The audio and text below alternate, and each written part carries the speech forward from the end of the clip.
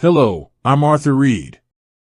Welcome to the World War II History Channel, where we explore the pivotal moments and untold stories of the greatest generation. The air was sweet with the scent of pine and warm earth, holding its breath just before the dark. It is the heart of summer, when the evenings stretch out long and lazy across the vast, rolling plains of Eastern Europe. The sun takes a very long time to set, painting the sky in deep strokes of violet, bruised orange, and a soft, fading gold. It is a time of year when the world feels ripe and full, heavy with the promise of the coming harvest. The day's heat slowly releases from the cobblestones of small village squares, rising up to meet the cooling twilight. In the endless fields of wheat and rye, the stalks sway gently, brushing against one another with a sound like a quiet sigh. In the wooden farmhouses and quiet towns that dot the borderlands, life hums with a familiar, comforting rhythm. The day's labor is done. You can hear the distant, melodic wheeze of an accordion drifting from a neighbor's porch, mixing with the rhythmic chirping of crickets waking up in the tall grass. Dogs sleep lazily on dusty steps, their paws twitching in pleasant dreams. Through open windows, the evening breeze carries the smell of wood smoke, roasted potatoes, and fresh, dark bread. It is a world entirely absorbed in the beautiful, mundane business of living. Inside one of these homes, a mother gently brushes her daughter's hair. The room is dimly lit by the soft, warm glow of a single oil lamp. The child's eyes are heavy with sleep, her head nodding to the rhythmic stroke of the brush. The mother murmurs a soft lullaby, a melody her own mother taught her, about a little gray wolf who stays away from the edge of the bed. She tucks the thick woolen blanket under the child's chin, kissing her warm forehead. The little girl clutches a stuffed bear, missing one button eye, entirely safe, entirely loved, and perfectly unaware of anything beyond the walls of her quiet room. The ticking of a grandfather clock in the hallway marks the passing of seconds in a world that feels as though it will remain this peaceful forever. Not far away, near the slow-moving, dark waters of the river, young border guards sit outside their barracks. They are just boys, really, wearing uniforms that still feel a little too big, their faces smooth and untouched by the heavy burdens of the world. They sit on wooden crates in the lingering dusk, sharing a single, rolled cigarette, the tiny orange ember glowing like a solitary firefly in the gathering dark. They speak in hushed, easy voices so as not to disturb the profound quiet of the night. They do not talk of empires or borders. They talk of home. They talk of the girls they left behind in their villages, of the sweet taste of summer cherries, and of how tall the corn must be getting by now. One of these boys, sitting a little apart from the rest, leans close to the light of a small lantern. He is writing a letter on a piece of creased, thin paper. His handwriting is careful, the letters round and deliberate. He writes to his mother. He tells her not to worry, that the nights here are quiet, that he has enough to eat, and that his boots are finally broken in. He asks if the old farm dog has had her puppies yet, and he promises to help repair the barn roof when he gets leave in the autumn. He folds the paper neatly, pressing it flat with his thumb, and tucks it into his breast pocket close to his heart. It is a simple letter, filled with ordinary love, carrying the hopes of a boy who believes tomorrow will be exactly like today. And across the water, hidden within the deep, ancient shadows of the birch and pine forests, other young men are waiting. They, too, are far from home. They sit beneath the heavy canopy of the trees, resting their heads against the rough bark. The air around them is thick with the scent of damp moss and pine needles. For them, the night feels a little heavier, filled with an unspoken, quiet tension, but they are just as human, just as fragile in the dark. One of them reaches into his tunic and pulls out a small, frayed photograph. He holds it up to catch the sliver of moonlight filtering through the leaves. It is a picture of his wife, standing in a sunlit garden, holding a baby he has only seen once. He traces the outline of her face with his thumb, a silent, solitary gesture of longing. He closes his eyes and tries to imagine the sound of her voice, the smell of her hair, wrapping himself in the memory to keep the chill of the night away. He feels a deep, aching homesickness, a profound wish to be anywhere but sitting in a dark forest on a foreign border. In this quiet moment beneath the stars, stripped of uniforms and allegiances, the boys on both sides of the river dream the exact same dreams. They dream of a warm hearth, a soft bed, and a morning without fear. As the night deepens, a blanket of profound stillness settles over the continent. The accordion has long since fallen silent. The lamps in the farmhouse windows are blown out, one by one, until the landscape is lit only by the pale, silver glow of a crescent moon. The river flows on, a ribbon of dark glass cutting through the earth, murmuring secrets to the muddy banks. The frogs sing their ancient, rhythmic songs, and a solitary owl glides silently over the canopy, searching for mice in the dew-soaked ferns. Nature continues its gentle, indifferent cycles, unaware of the lines drawn on maps or the shadows gathering in the woods. Millions of people are fast asleep. They lie in narrow cots in military barracks, and wide feather beds in village homes, in the cellars of old cities, and on the hard, dry earth of the open plains. Their breathing rises and falls in a slow, collective rhythm, a chorus of resting humanity. Chests rise. Eyelids flutter in deep REM sleep. Hands curl gently on pillows. In this sacred space of slumber, there is no fear, no animosity, no impending sorrow. There is only rest. It is a beautiful, terrible innocence. The peace of this summer night is like a delicate glass ornament, beautiful to look at, resting on the very edge of a table, completely unaware of the approaching tremor. The stars slowly turn in the massive, velvet sky above them. The Big Dipper hangs low, a familiar and comforting sight to everyone looking up, no matter what language they speak. The cool night air whispers through the leaves of the linden trees, rustling them like 1,000 soft voices urging the world to sleep a little longer, to dream a little deeper.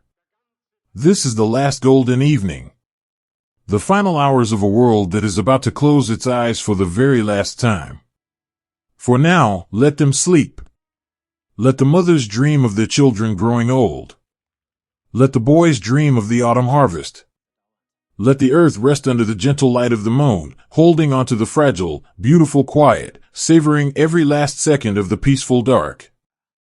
The morning did not break with the gentle promise of a sunrise, but with a strange, heavy tremble that awoke the earth from its sleep. In the quiet hours just before the dawn, the world was still wrapped in that cool, blue twilight where dreams are deepest. The forests of birch and pine stood like silent guardians, their white trunks glowing faintly in the dim light. A heavy summer dew covered the tall grass, clinging to the leaves and dripping slowly onto the damp soil. It was the kind of morning where the only sound should have been the solitary call of a waking bird, or the soft rustle of a deer stepping carefully through the underbrush. But then, the air itself began to hum. It was not a loud noise at first. It was a low, rolling vibration that started deep within the ground, a phantom tremor that traveled through the roots of the ancient trees and up into the wooden floorboards of the sleeping villages. In a small cottage near the edge of the woods, an old woman named Ilara was already awake.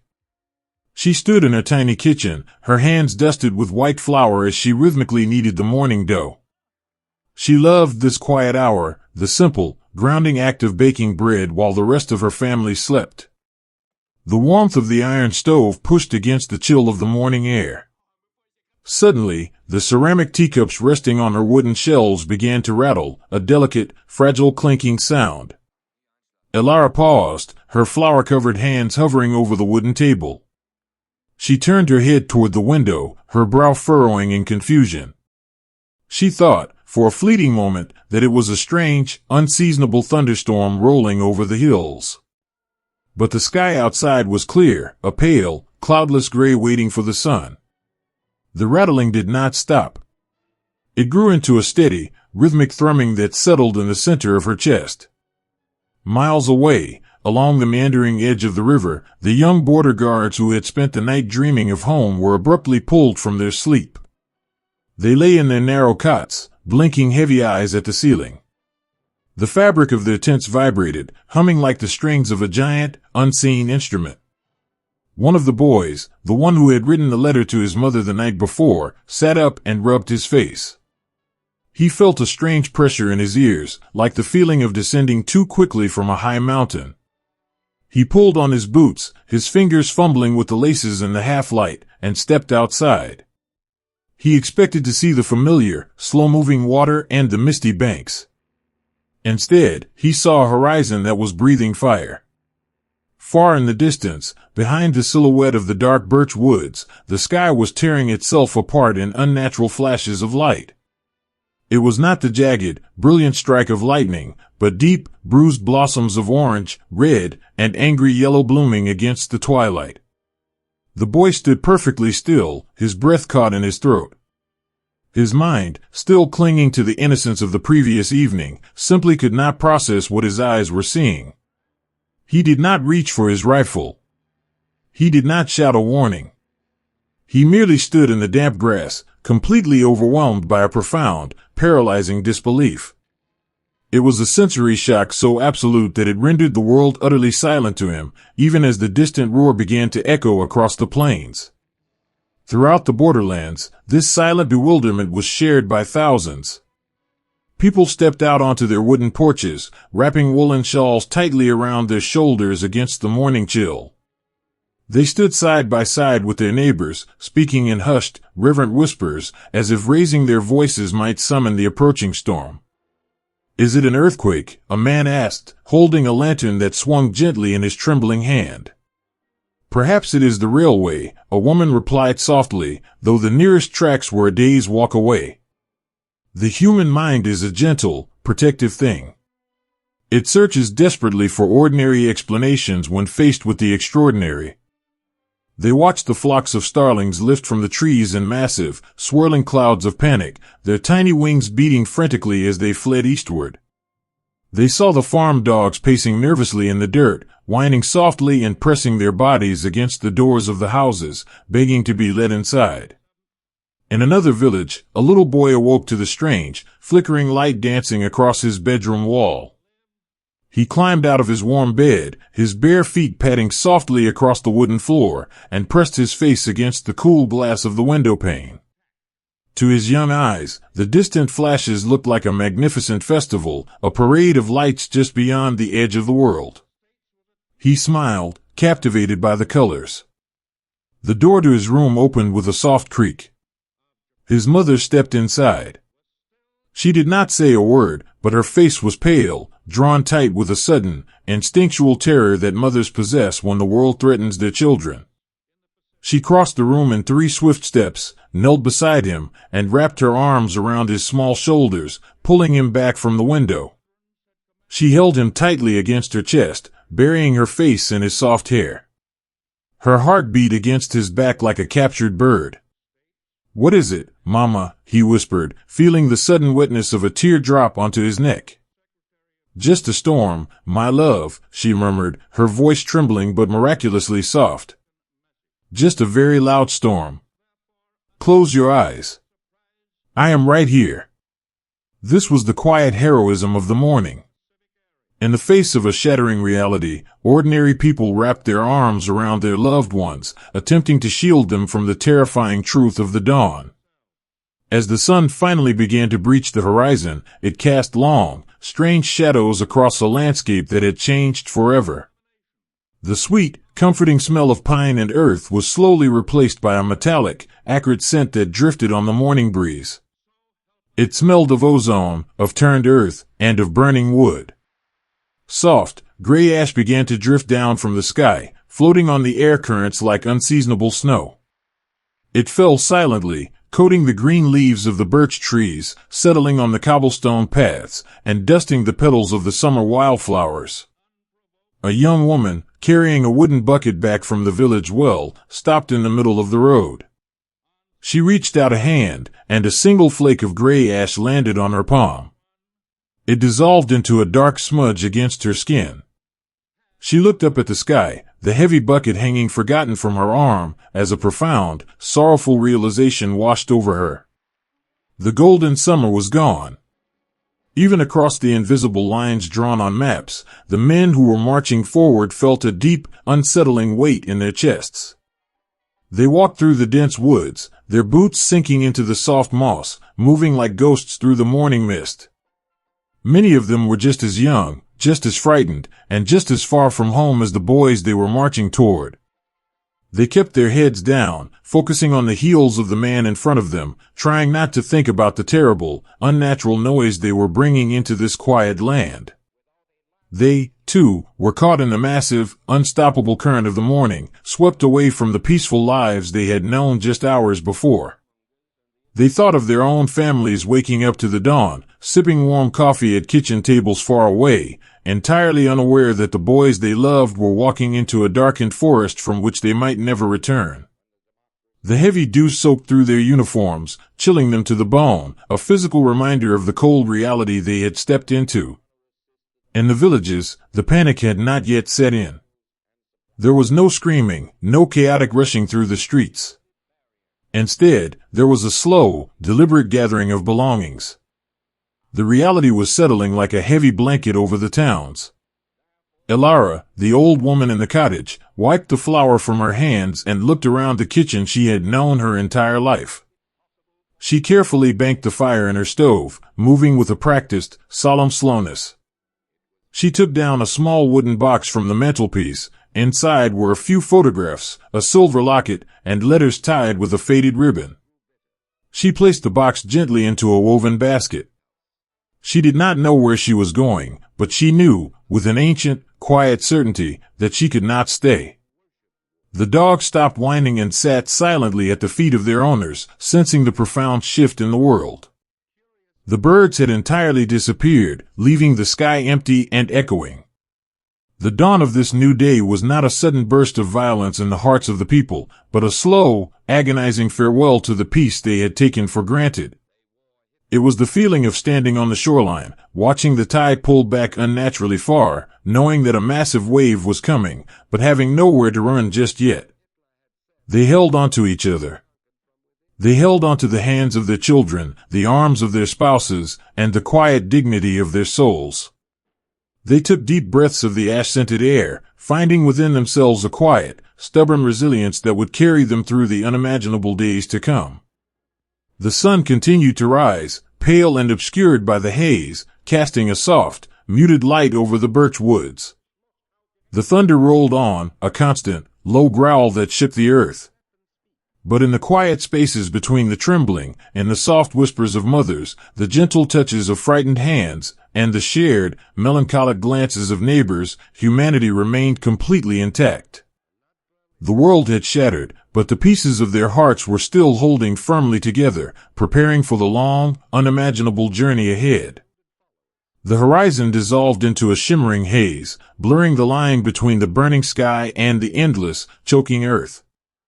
Summer on the great eastern plains is a vast and unforgiving season. The sun does not merely shine, it presses down upon the world with a heavy, physical weight. It bakes the soil until it cracks into deep, thirsty fissures, and turns the tall, swaying grasses into brittle stalks that snap beneath the foot. In this sweeping, borderless landscape, the sky stretches out so far and wide that a man can feel entirely swallowed by its sheer immensity, reduced to nothing more than a tiny, slow-moving speck beneath a blinding dome of blue. Across these ancient, rolling steppes, two immense tides of humanity are moving. They are vast rivers of men, flowing in opposite directions, caught in a current they can neither control nor fully comprehend. But to the men themselves, the grand sweep of history has completely vanished. The world has shrunk to a space no larger than the few feet of road directly in front of them. The war is no longer a matter of lines on a map, of grand strategies or sweeping pronouncements. It has become something profoundly simple and profoundly agonizing. It is the distance between the left foot and the right foot. It is the desperate, all-consuming rhythm of the march. They walk through oceans of yellow dust. It is a fine, powdery silt, ground up by the churning wheels of countless wagons and the heavy, rhythmic tread of a million boots. It hangs in the stagnant, windless air like a thick, dry fog. It rises with every step, a pale cloud that coats everything it touches. It turns dark green uniforms to a ghostly, chalky gray. It settles thickly on eyelashes and eyebrows, giving young, vibrant faces the pale, hollow look of ancient stone statues. To the boys marching eastward, the initial days of marching with flowers tucked into their tunics and songs on their lips feel like a dream from another lifetime. The cheerful illusions of a quick, glorious summer adventure have been entirely ground away, replaced by the relentless, hypnotic trance of physical exhaustion. Their heavy wool uniforms, designed for a different climate, trap the heat against their skin, turning their own clothing into a slow, suffocating embrace. The thick leather straps of their packs dig deeply into their shoulders, wearing angry red grooves into the muscle. The heavy iron helmets they wear are like ovens baking their heads, and many choose to let them dangle from their belts, preferring the risk of the open air to the unbearable heat of the steel. But the true agony, the silent, shared torment of every infantryman on this endless road, is found in the boots. They are heavy, stiff, unyielding leather. With every single step, friction exacts its slow, cruel toll. Blisters form, swell, and burst, leaving raw, weeping skin to rub against coarse woolen socks. In the middle of the column, a young man named Elias walks with a slight, involuntary limp. He is a baker's son, a boy whose hands are used to the soft give of dough, not the rigid weight of a rifle. He focuses his eyes entirely on the heels of the soldier marching directly in front of him. Watch the heel lift. Watch the heel fall. A tiny cloud of dust puffs up. Watch the heel lift. Watch the heel fall. He uses this rhythm to build a wall in his mind, trying to separate his consciousness from the sharp, fiery pain radiating from his heels. He learns to detach himself from his own body, letting his legs move like mechanical pendulums, functioning entirely on a stubborn, quiet momentum. Beside him, an older soldier, a man who has seen the grueling marches of previous years, notices Elias's faltering step. Without a word, the older man reaches out and hooks his arm under the heavy canvas strap of Elias's pack, taking a fraction of the weight onto his own tired shoulders. It is a tiny, almost invisible gesture. It will never be recorded in any history book. But in the suffocating heat of the dust cloud, it is an act of profound, monumental grace. It is the quiet heroism of sharing the burden, a silent message that says, I know you are suffering, and I will help you carry it for just a little while. As the hours stretch into a blur of blinding light and endless walking, the mind empties of almost everything. The thoughts of home, the memories of sweethearts, the faces of mothers, all of these delicate things are pushed aside by one singular, overriding obsession. Water. The thirst becomes a living, breathing entity within them. It makes their tongues swell and their throats feel lined with dry sandpaper. Every swallow is a conscious, painful effort. The metal canteens on their hips bounce with a hollow, mocking clank. When they do take a drink, it is a strictly measured, solemn ritual. The water inside has been heated by the sun until it is warm and tastes faintly of tin and old leather, but as it touches their cracked lips, it is sweeter than the finest wine. They hold the tiny sip in their mouths, letting it coat their tongues, desperate to absorb every single drop before finally letting it slide down their burning throats. They begin to hallucinate about water. They dream while awake. They picture the cold, mossy stones of a village well, the deep, dark water pulled up in an oak bucket, dripping with condensation. They imagine wading into a fast-moving, icy mountain stream, feeling the current rush over their burning, swollen feet.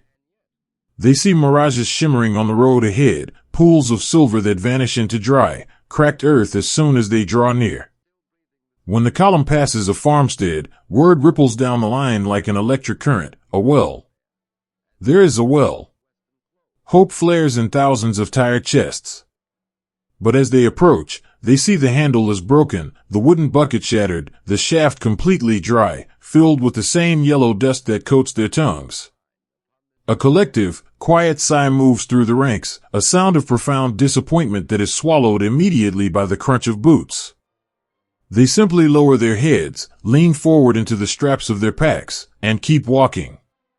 And miles away, moving across the same cracked earth beneath the very same indifferent sun, the boys walking in the other direction share the exact same agony. They are retreating into the vastness of their homeland, their faces dark with the dust of their own land. A young soldier named Nikolai walks with his arm draped heavily over the shoulder of his childhood friend. Nikolai has worn completely through the soles of his boots. He is walking on pieces of cardboard and folded rags tied around his feet with twine, yet he refuses to stop, and his friend refuses to let him fall. They are hungry, they are bewildered, and they are so incredibly tired that the world seems to be moving in slow motion.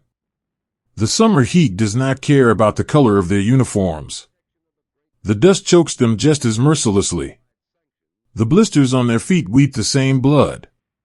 In the profound democracy of physical suffering, there are no enemies, only young men enduring the unendurable.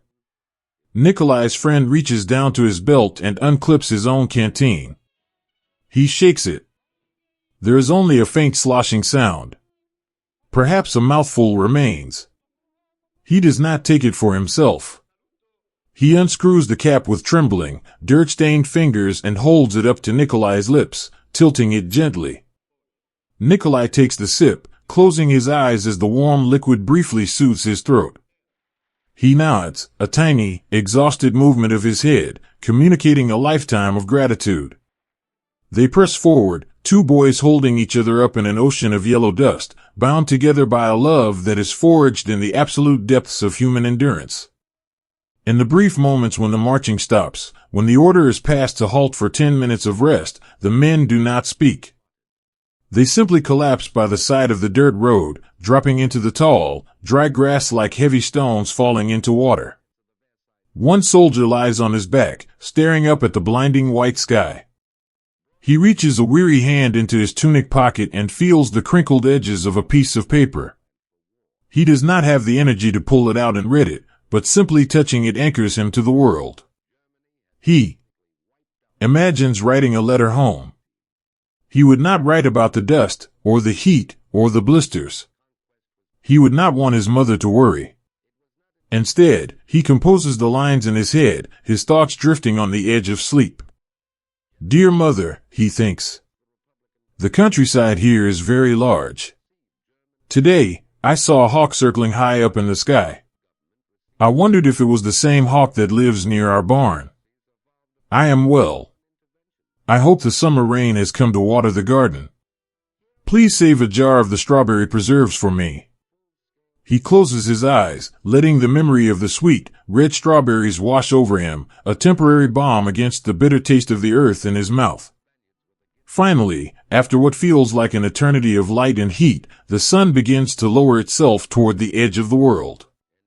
The blinding white sky slowly softens, bleeding into bruised shades of violet, deep orange, and a dusty, melancholic pink. The temperature begins to drop, degree by degree, and a faint, blessed evening breeze rustles through the dry grass, carrying the scent of wild sage. The order to halt for the night is given. It is the most beautiful sound in the world. The men fall out of formation, their movements incredibly slow and deliberate, like old men with aching joints. They sit in the dirt, their heads bowed, summoning the last reserves of their strength for the most sacred ritual of the day. With trembling, clumsy fingers, they unlace their boots. They peel away the thick, sweat-stiffened wool of their socks. As the cool evening air finally touches their swollen, blistered skin, a quiet, collective sigh of pure, transcendent relief echoes across the plains. It is a moment of profound, simple ecstasy, a fleeting joy born entirely of the absence of pain. They lie down in the dust, too exhausted to chew their hard rations, too tired to pitch their tents. They simply wrap themselves in their thin blankets, resting their heads on their heavy packs. The dust that has choked them all day finally begins to settle, coating their sleeping forms like a soft, yellow snow. The moon rises, a pale silver coin in the vast, darkening sky, casting long, gentle shadows over the endless columns of sleeping boys. The night is a merciful blanket, hiding the miles they have walked and the miles they have yet to go. For a few short hours, the rhythmic crunch of boots is replaced by the soft, steady sound of thousands of men breathing in the dark. The earth, scarred and trampled, is finally quiet. They sleep deeply, dreamlessly, surrendering to the heavy, peaceful dark, gathering whatever strength they can find before the sun returns, and the ocean of dust demands they walk again. A single, pale ember drifted through the twilight air, glowing like a lost firefly before settling quietly into the dust. If you were to stand on a high hill and look toward the setting sun, you would see that the western sky was no longer painted in the familiar, soft violets and bruised pinks of a summer evening. Instead, the horizon was swallowed by a massive, churning wall of heavy gray and charcoal black. It was a dark curtain drawn across the edge of the world. The wind, which usually carried the sweet scent of clover and damp earth at this hour, now brought with it the unmistakable, bitter tang of roasted pine and burning thatch.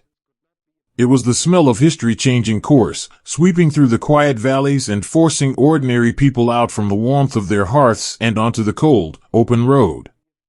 In the small, whitewashed farmhouses that dotted the plains, a profound and sorrowful quiet had settled over the rooms. For generations, these homes had been the absolute center of the universe for the families who lived inside them. The worn wooden floorboards had felt the first stumbling steps of toddlers and the heavy, slow tread of old men. The thick timber walls had absorbed centuries of laughter, whispered prayers, and the smell of baking bread. But now, the heavy oak doors stood wide open to the evening wind. Families moved through their own kitchens like strangers, their eyes wide with a quiet, subdued panic. They moved with a desperate urgency, yet their hands often lingered on the objects they loved. How do you pack a lifetime into a single wooden cart? How do you choose what part of your history to carry, and what part to leave to the fire?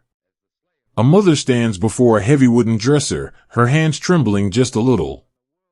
She cannot take the beautiful, heavy porcelain plates she received on her wedding day. They are too fragile, too cumbersome for the long journey ahead. Instead, she carefully wraps a single, silver spoon in a piece of soft linen. She takes a faded, sepia photograph of her own mother and places it gently inside the pages of a thick, worn Bible. She packs heavy woolen blankets, a sack of flour, and a small bag of dried apples. These are the anchors of survival. She takes one last look at the kitchen, at the cast-iron stove that kept them warm through so many bitter winters, and she softly closes the door behind her, leaving it unlocked. Out on the dirt roads, a river of humanity begins to form. It is a slow, trudging, mournful tide pouring eastward, away from the pillars of smoke that hold up the darkening sky. The road is choked with wooden wagons, their ungreased axles whining and creaking a melancholy song that stretches for miles. Horses and oxen, their heads bowed low under the immense weight of the overpacked carts, pull with a slow, agonizing persistence.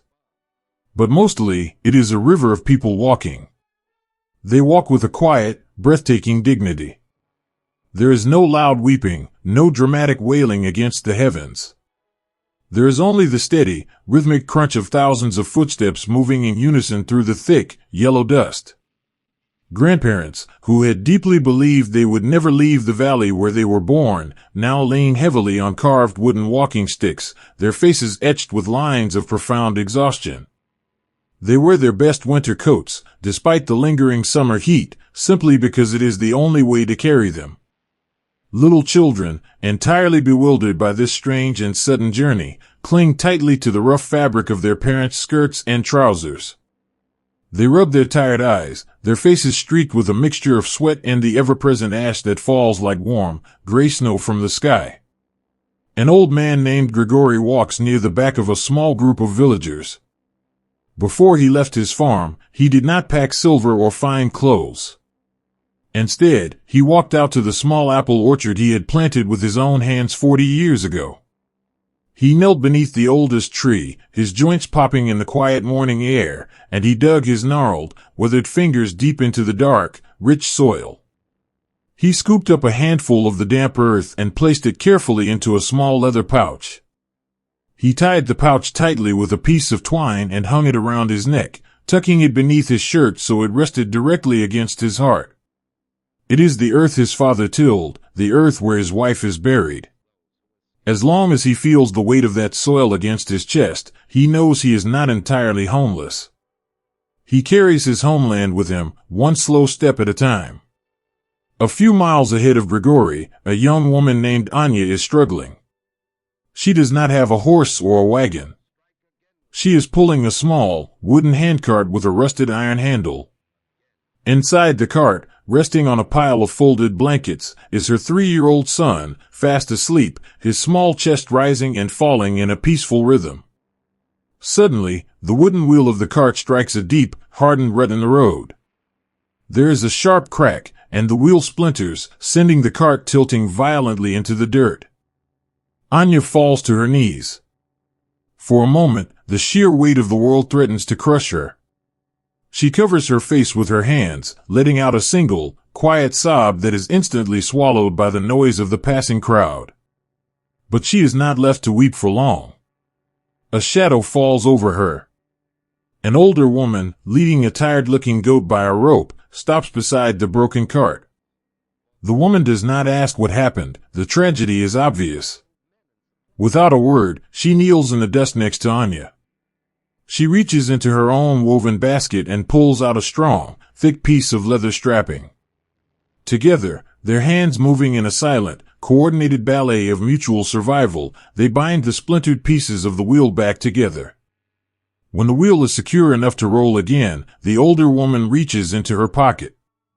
She pulls out a tiny, precious cube of hardened sugar and presses it softly into the sleeping boy's hand.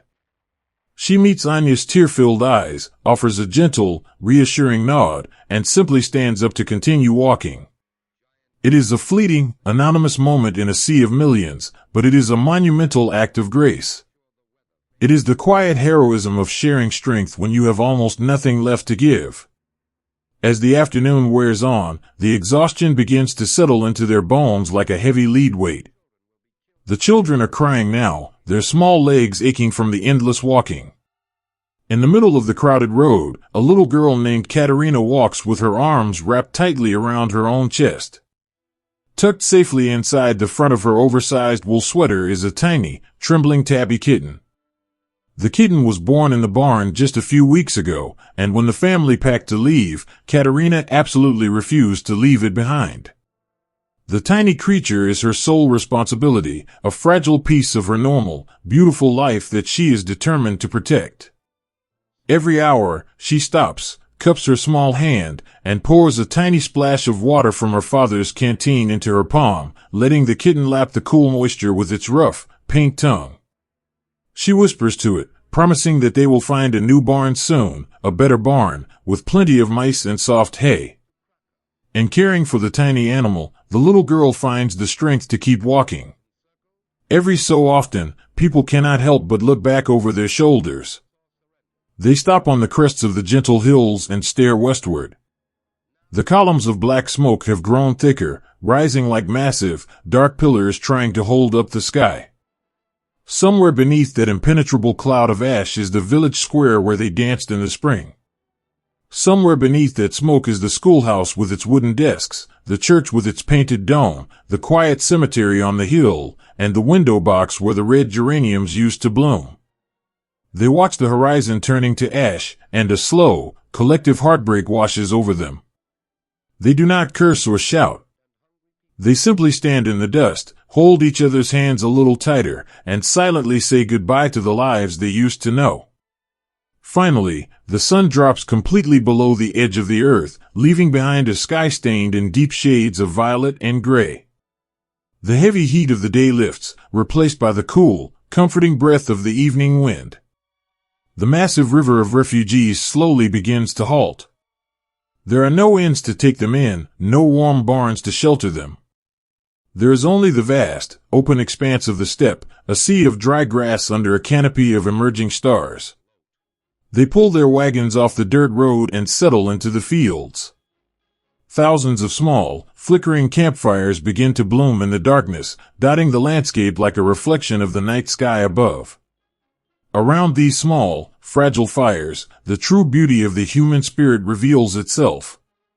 Strangers become neighbors. A family with an extra loaf of bread shares it with an old man sitting alone on a wooden crate. A woman with a tin kettle boils water and passes a warm cup of weak tea to a shivering mother. They sit close to the flames, wrapping their thick blankets tightly around their shoulders, finding comfort in the shared warmth and the soft murmur of hushed voices. A grandmother leans against the wooden wheel of a cart, pulling her young grandson into her lap. She strokes his hair, brushing the gray ash from his forehead. To drown out the distant, low rumble that still echoes from the west, she begins to hum an ancient lullaby.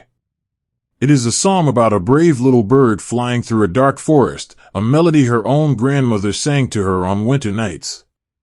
Her voice is frail and soft, but it carries a deep, soothing magic. The boy closes his eyes, his breathing slowing, the fear of the day melting away in the safety of her arms. As the night deepens, the vast camp falls quiet. The campfires burn down to softly glowing embers. The dogs curl up at the feet of their masters, and the tired horses sleep standing up, their heads drooping low. Millions of displaced souls lie down in the foreign grass, looking up at the eternal, unchanging constellations. They have lost their homes. They have lost their fields and their safe, familiar walls. But lying here in the quiet dark, listening to the steady breathing of their children and the gentle rustle of the wind, they realize that they have not lost everything. Home is no longer a place made of wood and stone. Home is the warmth of the shoulder pressed against yours. Home is the hand you hold in the dark. Home is the quiet, stubborn heartbeat that promises to wake up tomorrow, to put one foot in front of the other, and to keep walking toward the sun. For tonight, the road is closed. The walking is done.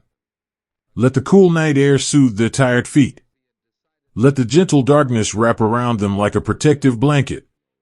Let them sleep peacefully under the watchful eyes of the stars, entirely safe, entirely together, and holding tight to the beautiful, unyielding hope of a new dawn. The golden wheat swayed like a gentle ocean, hiding 1,000 quiet heartbeats beneath its surface.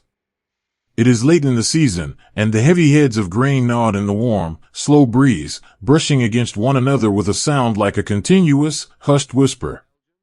To stand in these vast, rolling fields is to feel entirely swallowed by the earth's quiet abundance. The stalks grow so tall and thick that they create a hidden world, a forest of spun gold that stretches all the way to the horizon.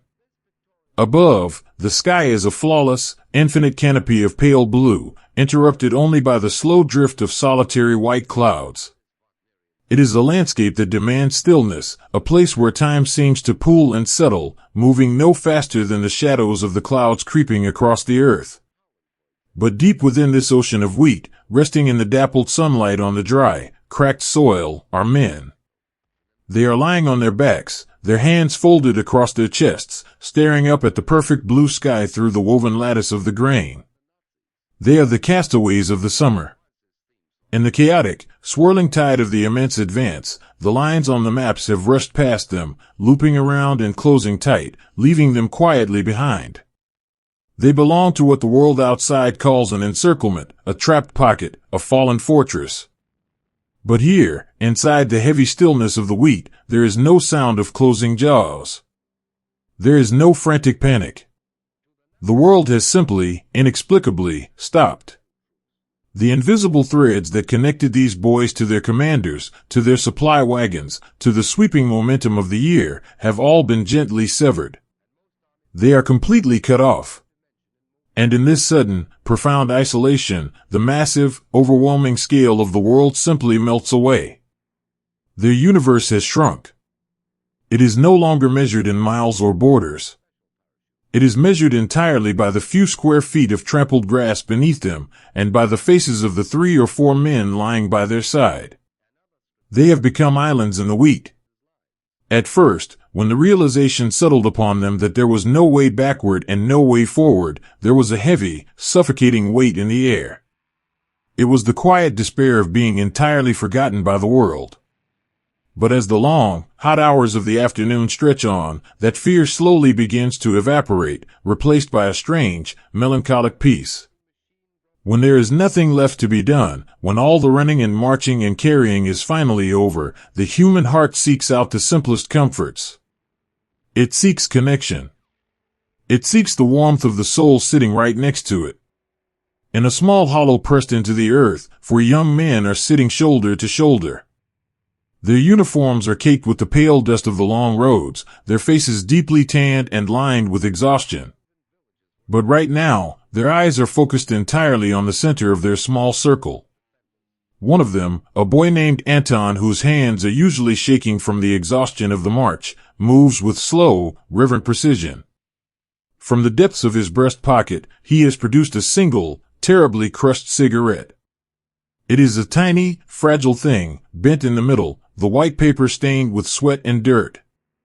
But to the 4 boys in the grass, it is a treasure of incalculable worth. Anton gently straightens the tobacco, rolling it carefully between his thumb and forefinger. The others lean in closer, holding their breath, creating a shield with their bodies against the gentle wind. Another boy strikes a wooden match. The small, yellow flare illuminates their dusty faces for a brief second, catching the hopeful glimmer in their tired eyes. Anton touches the tip of the cigarette to the flame and takes a slow, careful draw. The tip glows with a warm, steady orange light. He does not keep it. He exhales a thin stream of blue smoke that drifts up into the wheat, and then he passes the cigarette to the man on his left. The next man takes it gently, cradling it in his calloused fingers as if it were made of spun glass. He takes his draw, closes his eyes, and lets out a soft, trembling sigh.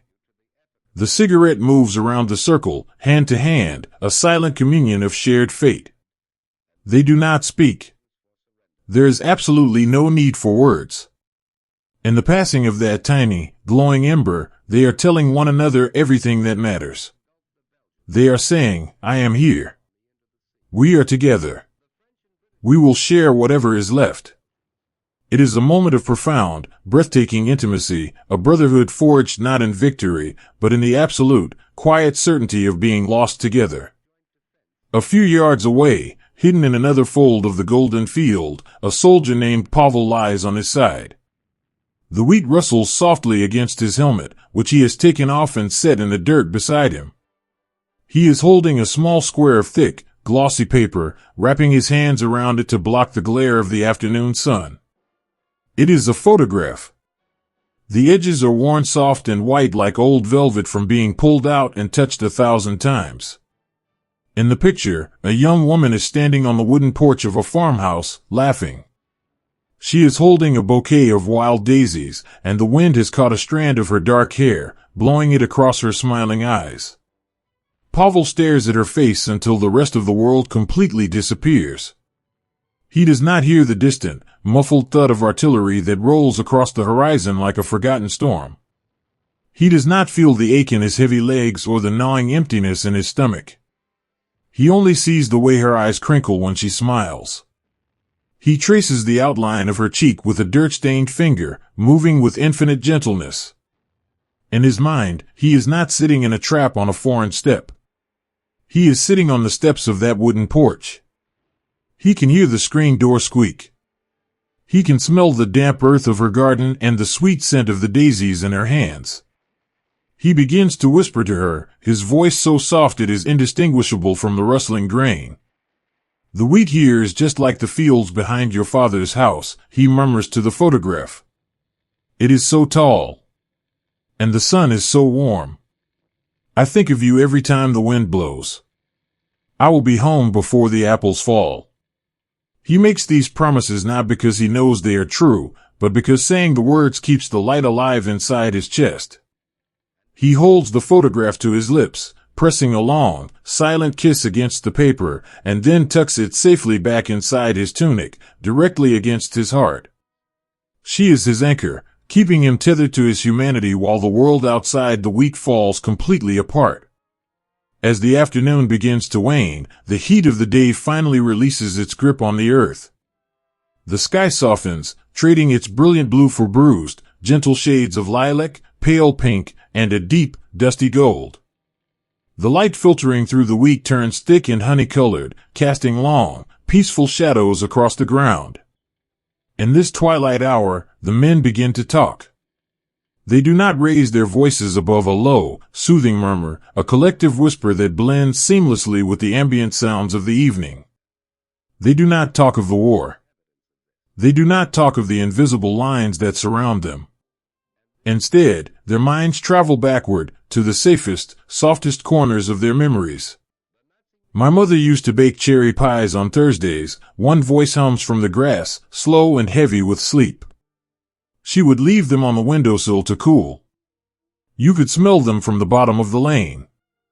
I had a dog, another voice whispers back from the shadows. A big, foolish hound. He used to sleep right on top of my feet in the winter. Kept them warmer than any wool socks. They trade these small, beautiful fragments of their lives. They offer up their memories like precious gifts, painting pictures in the air with their words. To the boys listening, the cherry pie and the sleeping hound become real. For a few fleeting moments, they are transported away from the dry earth and the looming unknown. They are wrapped in the comforting embrace of a mother's kitchen, safe by a crackling winter fire. The stories act as a gentle balm, soothing the frayed edges of their nerves, lulling them into a space of shared comfort. In another part of the field, a young medic is sitting cross-legged beside a sleeping soldier whose arm is wrapped in white bandages. The medic is entirely out of supplies. He has no morphine left, no clean water to wash the wound. But he has not left the boy's side. As the evening chill begins to settle over the steppe, the medic carefully shrugs off his own woolen tunic and drapes it softly over the sleeping boy's shoulders, tucking the edges in to keep the warmth from escaping. He sits in his shirt sleeves, shivering slightly in the cool breeze, but his face is completely serene. He watches the boy's chest rise and fall in a steady, peaceful rhythm. There are no medals awarded for this. There will be no parades.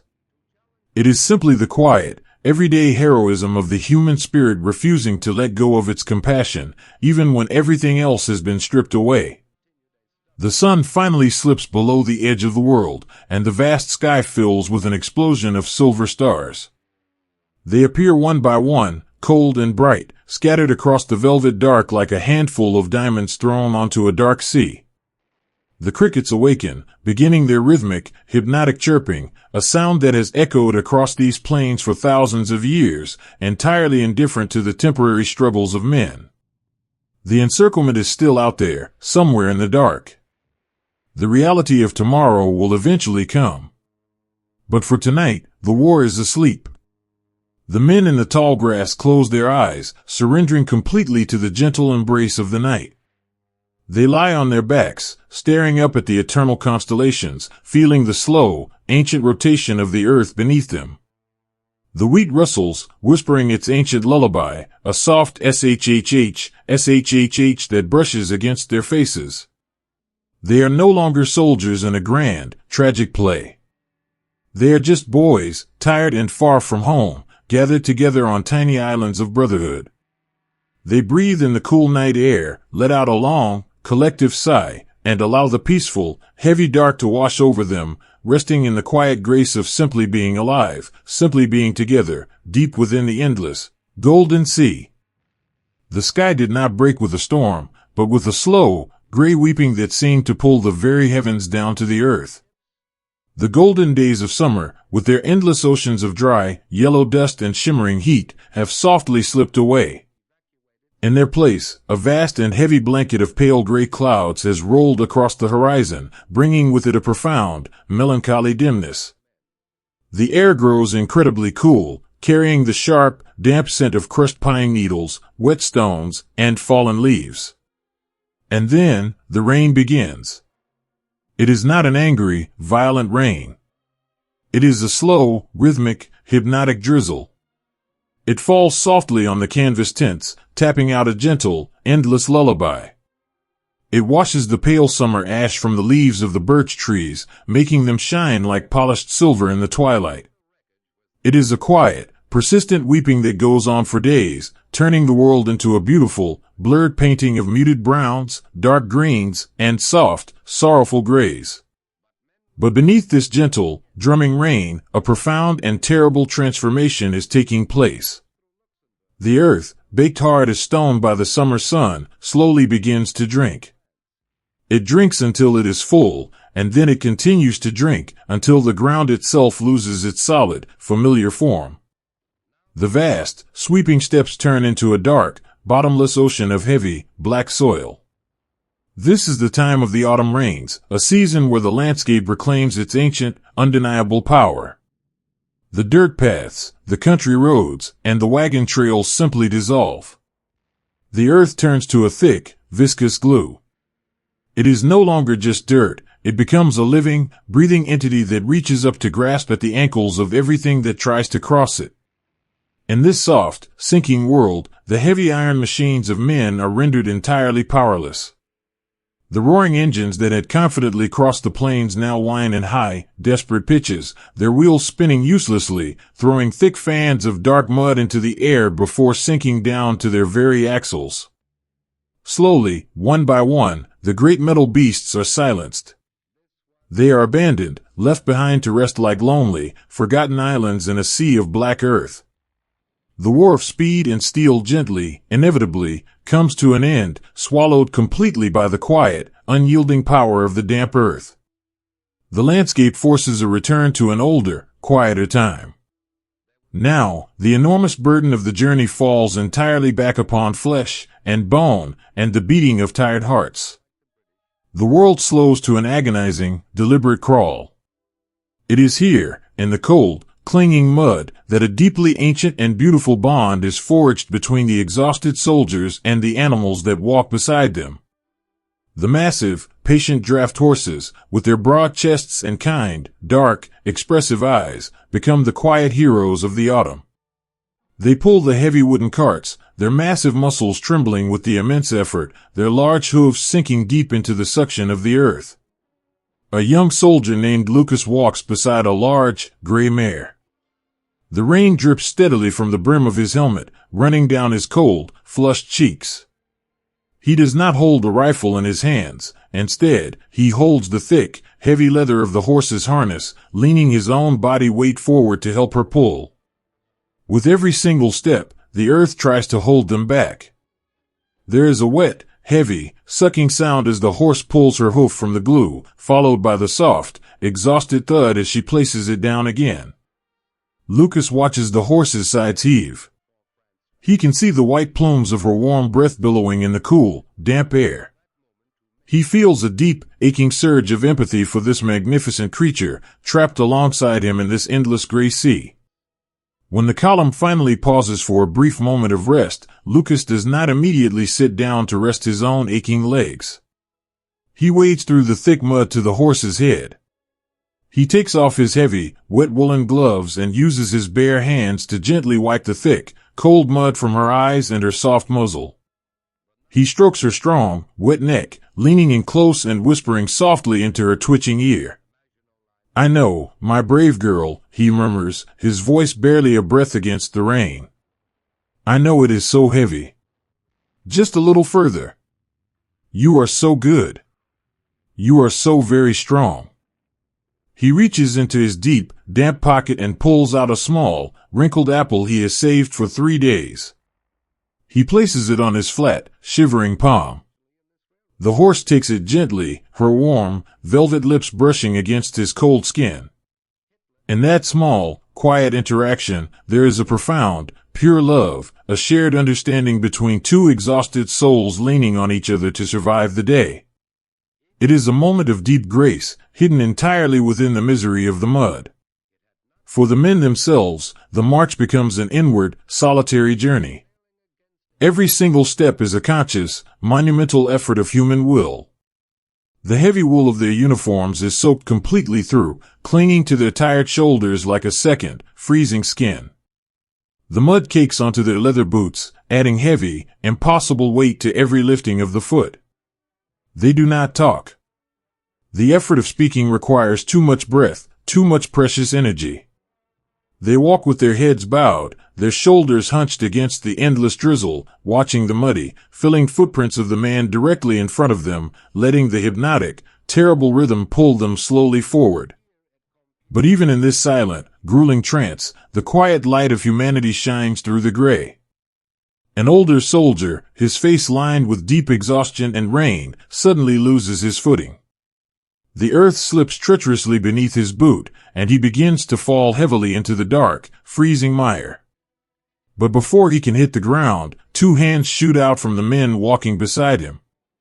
They grab his wet wool tunic, their fingers digging into the fabric, and haul him firmly back to his feet. They do not stop marching. They do not exchange words of thanks or comfort. The older man simply nods his head once, his eyes filled with a quiet, overwhelming gratitude. They are no longer just an army, they are a fragile human chain, bound together by the sheer, stubborn instinct to keep each other from sinking into the dark. As the long afternoon slowly fades, the sky does not change color, it simply deepens into a darker, heavier shade of charcoal. The order to halt is passed quietly down the line. There is no dry ground to be found anywhere. The world is nothing but water and soft soil. The men gather what thin, damp branches they can find, trying in vain to coax a small, sputtering fire to life beneath the shelter of a canvas tarp. They sit on their overturned iron helmets, keeping themselves just inches above the wet earth, wrapping their damp woolen blankets tightly around their shivering shoulders. They pull their knees to their chests to conserve whatever small, fragile warmth remains inside them. Beneath one of these small, precarious shelters, a boy sits with a piece of paper resting on his knee.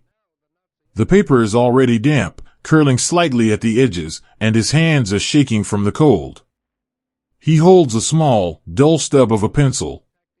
He is writing a letter to his young wife. He desperately wants to tell her how much his legs ache.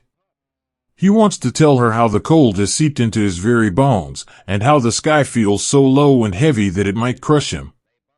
He wants to say he is afraid he might simply sink into the earth and disappear forever. But he does not write these things. He stops, taking a slow, trembling breath, and thinks of her face, warm and safe in their small, brightly lit kitchen. He presses the pencil carefully to the paper, writing slowly to keep the lead from tearing the wet page. "My dearest," he writes, his handwriting shaky but deliberate.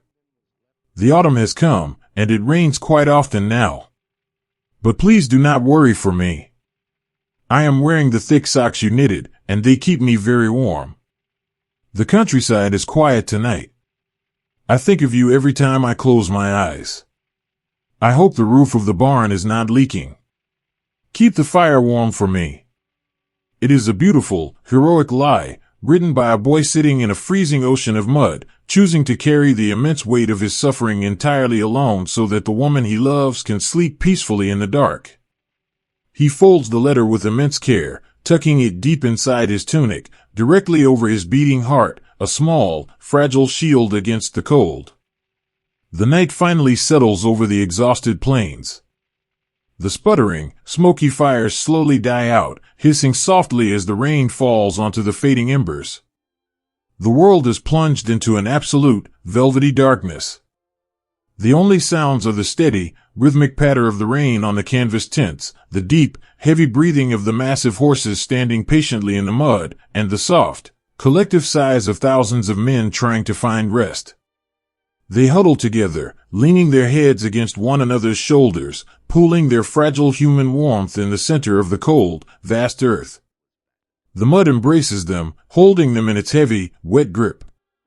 But even here, in the deepest, coldest dark, their spirits do not break.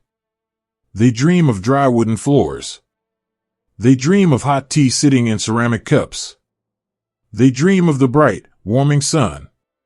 The rain continues its gentle, indifferent song, washing over the silent fields. It is a harsh world, a heavy world, but as the boys and the horses close their tired eyes and surrender to the night, they rest in the profound, quiet comfort that they do not have to carry the weight of it alone. Let the rain fall. Let the earth turn to glue. For tonight, they are perfectly still, entirely human, resting gently in the arms of the dark. The air simply stopped moving, holding its breath as the earth turned silently to glass. The heavy, endless autumn rains that had turned the world into a dark, clinging ocean of mud have finally, mercifully, ceased falling. For days, the men had prayed for an end to the damp, for a break in the heavy gray clouds that pressed down upon their shoulders. And now, the sky has cleared. The thick curtain of clouds has been slowly drawn back, revealing a vast, infinite dome of deepest black, scattered with a million brilliant, unblinking stars. But the clearing of the sky did not bring the warmth they had hoped for. Instead, it opened the door for a new, silent, and far more terrible visitor. Without the blanket of the clouds to hold the faint warmth of the day against the earth, the temperature begins to fall. It does not drop with the howling fury of a blizzard. It descends with a quiet, creeping stealth, slipping unseen through the naked branches of the birch trees and settling heavily onto the exhausted plains. It is a deep, penetrating chill that seems to rise from the very center of the earth and fall from the stars all at once.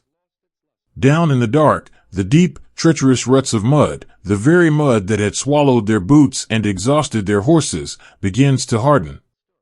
The soft, wet earth freezes into rigid, jagged peaks of iron. If a man were to take a step, the frozen mud would crunch beneath his heel with a sound like shattering porcelain, loud and fragile in the immense quiet of the night. But no one is walking now.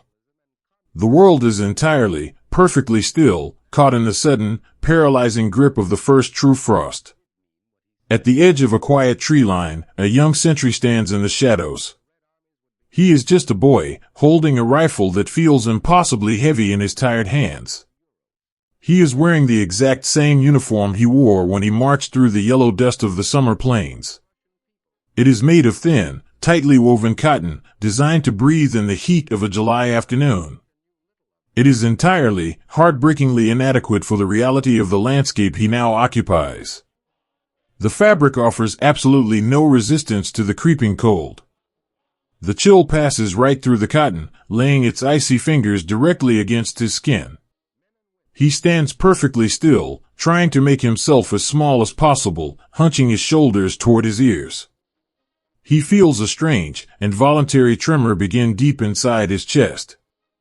It ripples outward, traveling down his arms and into his legs, until his teeth are chattering together with a soft, rhythmic clicking sound. He tries to clench his jaw to stop it, but the shivering is a desperate, ancient instinct, his own body trying to generate a fragile spark of heat in a world that is rapidly cooling. He lets out a long, slow sigh of exhaustion, and as he does, he sees it. A thick, curling plume of white vapor escapes his lips, lingering in the dark air for just a moment before dissolving into the night. It is his own breath, turning to mist in the freezing air. He stares at the space where the white cloud vanished. He takes another breath, and exhales again. Another white cloud blooms in the dark. It is a beautiful, delicate thing, like a tiny, fleeting ghost. But to the boy shivering in the thin cotton tunic, it is a terrifying revelation. It is the undeniable, physical proof that the season has permanently changed. The hopeful illusion of a quick summer journey is entirely gone, replaced by the stark, undeniable truth of the winter. He slowly reaches his hand up to touch his face. His cheeks are numb, his nose entirely cold. He touches the metal barrel of his rifle and recoils instantly. The steel is burning cold, pulling the heat directly from his bare skin. He realizes, with a quiet, sinking dread, that the enemy he has been sent to fight is no longer the men sleeping miles away in the dark. The true enemy is the air around him. It is the temperature, dropping degree by gentle degree. It is an enemy that cannot be reasoned with, an enemy that cannot be stopped by courage or steel. It is entirely indifferent, vast, and silent. A few feet away, another sentry steps quietly out from the shadows of a frozen pine tree. He is an older man, a farmer who knows the brutal truth of the changing seasons. He has been watching the young boy shiver. Without a single word, the older man approaches. He sets his own rifle against the trunk of the tree and begins to unbutton his thin, inadequate coat. From beneath his tunic, he pulls out a crumpled, yellowed newspaper. He had found it abandoned in a ruined farmhouse weeks ago and had carefully smoothed the pages, wrapping them tightly around his own chest for insulation. It is a poor man's armor against the wind, completely fragile, yet precious beyond measure. Carefully, deliberately, the older man tears the thick stack of paper exactly in half. He steps close to the shivering boy, reaching out with hands that are raw and red from the cold. Gently, he unbuttons the top of the boy's tunic and slides the folded newspaper inside, pressing it flat against the boy's chest. He buttons the tunic back up, pulling the collar tight around the boy's neck. "Keep it close to your skin," the older man whispers, his voice rough and quiet. "It traps the air. It will help." The boy looks up at the older man, his eyes shining with tears that the cold air threatens to freeze on his lashes. He nods slowly, unable to speak around the lump in his throat. In the absolute darkness of the freezing steppe, this half of a crumpled newspaper is the greatest gift he has ever received. It is a profound, silent act of love. It is the quiet heroism of sharing whatever tiny comfort you have, choosing to endure a little more suffering yourself so that someone else might shiver a little less. They stand side by side in the dark, two fragile human beings leaning on the simple, warm grace of companionship. Behind them, hidden in the shallow trenches and hollows scraped into the hard earth, the rest of the men are trying to sleep. The ground, which just days ago was a soft, clinging mud, is now the consistency of concrete, and it radiates a bitter, unyielding cold. There are no fires tonight. The frost is too sudden, the wood too damp from the autumn rains, and the fear of revealing their position too great. They must face the night exactly as they are. They sleep curled tightly together, abandoning any sense of personal space or pride. They lie back to back, shoulder to shoulder, intertwining their legs and wrapping their thin woolen blankets over their collective forms. They become a single, breathing organism, desperate to cool their fragile body heat. A man will wake in the dark, shivering violently, and the man next to him will instinctively press closer, throwing an arm over his neighbor's chest, offering the tiny, saving warmth of another beating heart. They whisper quiet words of comfort to one another in the deepest hours of the night. They are no longer soldiers of a grand army, they are just frightened, freezing boys, holding onto each other in the dark to keep from slipping away. In the center of this huddled mass, a soldier named Elias lies awake, staring up at the brilliant, icy stars. His toes have lost all feeling, and a dull, heavy ache has settled deep into his bones. To keep his mind away from the creeping cold, he closes his eyes and builds a memory in his mind, brick by careful brick. He imagines the large, cast-iron stove in the center of his grandmother's kitchen. He can see the glowing red embers peeking through the grate.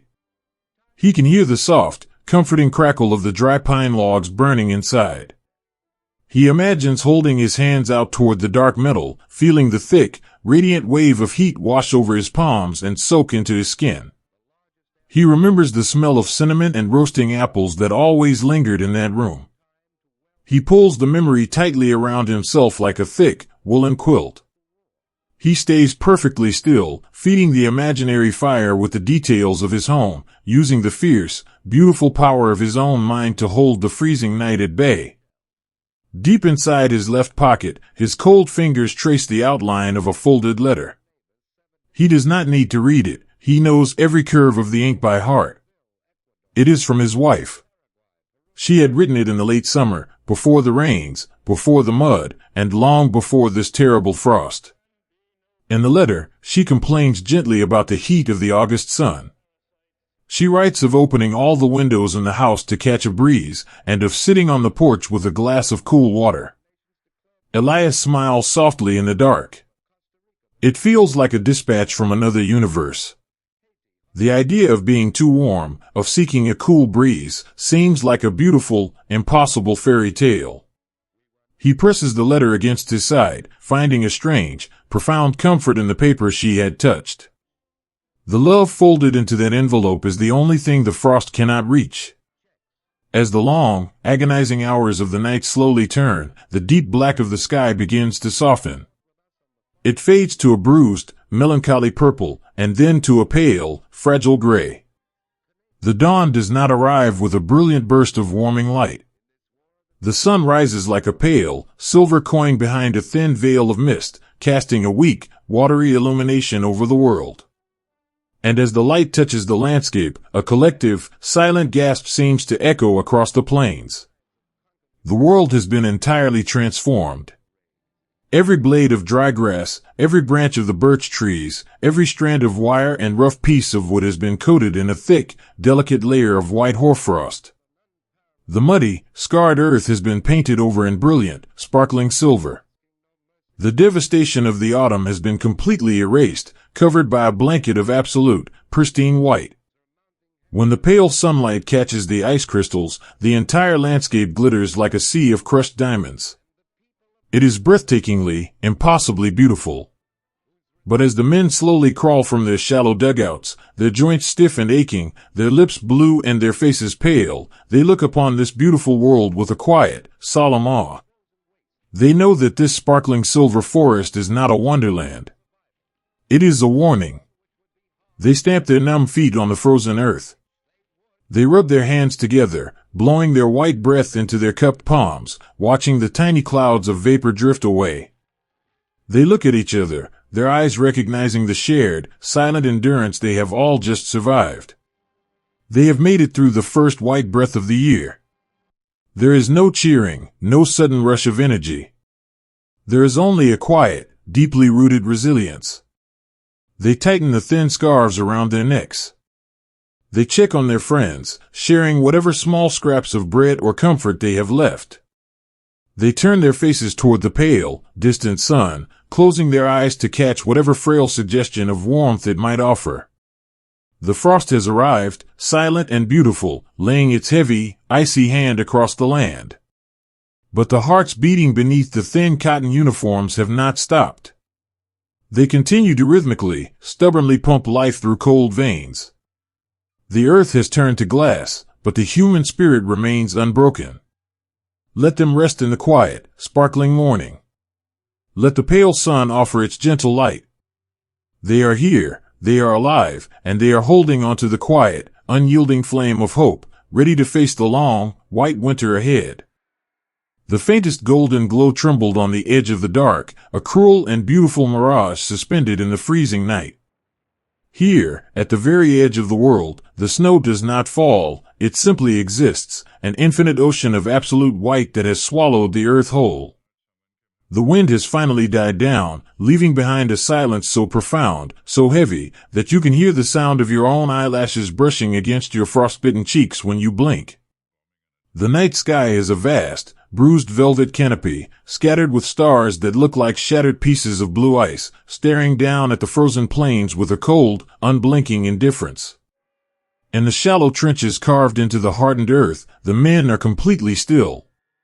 They are wrapped in everything they own, layers of stiff, frozen wool, thin cotton sheets, torn blankets, and empty flour sacks tied around their boots with rough twine. They look like pale statues, monuments to exhaustion, lightly dusted with a fresh layer of powdery snow. The cold here is not merely a temperature. It is a living, breathing presence. It is a heavy weight that sits upon their chests, slowing their hearts, demanding that they simply close their eyes and give in to the deep, eternal slumber of the winter. But they do not sleep. Not tonight. Because tonight, if a soldier raises his head just an inch above the rim of the snowbank, he can see the edge of the dream. A young man named Julian kneels in the snow, his knees completely numb. His breath rises in slow, white plumes, vanishing into the dark. In his heavily mittened hands, he holds a pair of heavy brass field binoculars. The metal is so incredibly cold that it burns, biting through the thin fabric of his gloves. He brings the heavy lenses up to his eyes. The glass is rimmed with delicate, fern-like patterns of frost, but he blinks them away, focusing his tired eyes on the horizon. Through the magnified circles of glass, the darkness gently parts, and there it is. Just a handful of miles away, rising from the flat, endless white plains, are the shadows cast by spires. It is the great city. The final destination. For months, they have walked through yellow dust, through clinging mud, and now through this paralyzing ice, all to reach this exact point. And now, it is right there. Julian can see the elegant, curving silhouettes of the onion domes, reaching up to touch the starlit sky. He can see the sharp, straight lines of tall buildings, standing shoulder to shoulder against the wind. And most agonizing of all, he can see the light. It is a faint, heavily guarded glow. A city at war does not shine brightly, but it cannot entirely hide its life. A sliver of warm, yellow light escapes from the edge of a heavy blackout curtain. The faint, blue spark of a tram line briefly flashes in the deep streets. A distant searchlight paints a soft, ghostly brushstroke against the underbelly of a low-hanging cloud. To Julian, looking through the frosted glass, these tiny pinpricks of light are the most beautiful, heartbreaking things he has ever seen. He does not look at the city and think of flags, or victories, or the grand sweeping lines drawn on the maps of generals far away. When a man is freezing in the dark, his mind strips away all the grand illusions of the world, leaving only the purest, most desperate human truths. Julian looks at the distant light, and he thinks only of a stove. He imagines a room inside one of those tall buildings. He pictures a heavy iron radiator, hissing softly with steam. He imagines a wooden floor that does not crunch with ice. He can almost smell the scent of boiling potatoes and warm, dark bread. He pictures a heavy, thick door that can be pulled shut, a lock that can be turned, entirely shutting out the howling wind and the endless snow. He imagines taking off his stiff, frozen boots, setting them by a crackling hearth, and wrapping his bare, aching feet in a thick woolen blanket. It is so close. It is right there, hovering on the horizon. If the snow were not so deep, if his legs were not so terribly heavy, he feels as though he could simply stand up, walk for a few hours, and knock on one of those heavy wooden doors. He feels as though he could politely ask to come inside, just for a moment, just to hold his hands out to the fire. This is the bittersweet tragedy of the night. The tantalizing, agonizing proximity of warmth. To freeze in the middle of an empty wilderness is a lonely sorrow, but to freeze while staring directly at the glow of a warm hearth is a profound, specific kind of heartbreak. It is the pain of standing outside the window of a brightly lit home, watching the world of the living go on without you. Julian slowly lowers the binoculars. His eyes are stinging, and a single tear escapes, rolling down his cheek. It freezes almost instantly, a tiny, glittering pearl of ice clinging to his skin. Beside him, another soldier shifts in the snow. It is an older man, a carpenter who used to build beautiful wooden cabinets in a sunny workshop. He touches Julian's arm gently, his touch light and quiet. The snow fell not from the clouds, but from the very darkness itself, a million tiny, silent feathers drifting down to cover the sleeping world. There is a profound, almost sacred quiet that belongs only to the deep winter night. It is a silence so absolute, so heavy, that it seems to swallow the entire earth. The freshly fallen snow acts as a vast, velvet blanket, absorbing every echo, every sigh, every footfall. The landscape is stripped of all its colors, reduced to a beautiful, melancholic painting of deepest black and pristine, shimmering white. The bare branches of the birch trees stand like pale fingers reaching up to brush the starlit sky, heavy with the weight of the frost. In this endless, frozen ocean, time itself seems to freeze, slowing to the gentle, rhythmic beating of a resting heart. In the shallow, ice-rimmed trenches that scar the plains, the men have become entirely still. They are huddled together under thin, stiff blankets, looking more like statues carved from pale marble than living, breathing boys. The biting frost has driven them deep within themselves. Their minds have traveled far away from this desolate place, seeking refuge in the warm, brightly lit corridors of their happiest memories. They dream of summer gardens, of hot tea poured into ceramic cups, of the soft hands of the women they love. They have blended so completely into the frozen landscape that the earth seems to have claimed them, wrapping them in a protective layer of white powder, hiding them away from the cruelty of the wind. But just past the edge of midnight, a subtle, almost imperceptible shift ripples through the heavy air. It does not begin with a shout or the harsh grinding of machinery. It begins as a soft, rhythmic whispering. It is the sound of 1,000 pairs of wooden skis gliding effortlessly over the deep powder. Swish, swish, swish. It is a sound as natural and hypnotic as the wind rustling through the pines. Out of the deep, impenetrable shadows of the eastern forests, a new tide is arriving. They emerge not as an army, but as a silent, flowing river of white. These are the men from the far, deep lands, the hunters and woodsmen of the great taiga, born into a world where the winter is not an enemy, but a familiar, ancient companion. They are completely draped in white cotton camouflage, wearing thick, padded coats and heavy felt boots. They wear hoods that shadow their faces, turning them into featureless, phantom shapes gliding through the mist. In his frozen foxhole, a young, exhausted soldier named Johannes slowly opens his heavy eyelids. His eyelashes are crusted with delicate crystals of ice. He is so incredibly tired, so entirely consumed by the cold, that the edges of his reality have begun to blur and soften. He rests his chin against the frozen earth and looks out into the falling snow. He sees them passing. Hundreds of white silhouettes drifting silently through the dark. They do not march, they float. They move with an ancient, fluid grace, their skis barely disturbing the surface of the snow. To Johannes, watching through the hazy veil of his own exhaustion, they do not look like men. They look like ghosts, spirits conjured from the snow itself, rising from the earth to reclaim the winter night. He blinks his heavy eyes, half expecting the apparitions to vanish into the fog. But they continue to flow, a quiet, mesmerizing parade of shadows crossing the ice. Johannes does not feel fear. He only feels a strange, dreamlike wonder.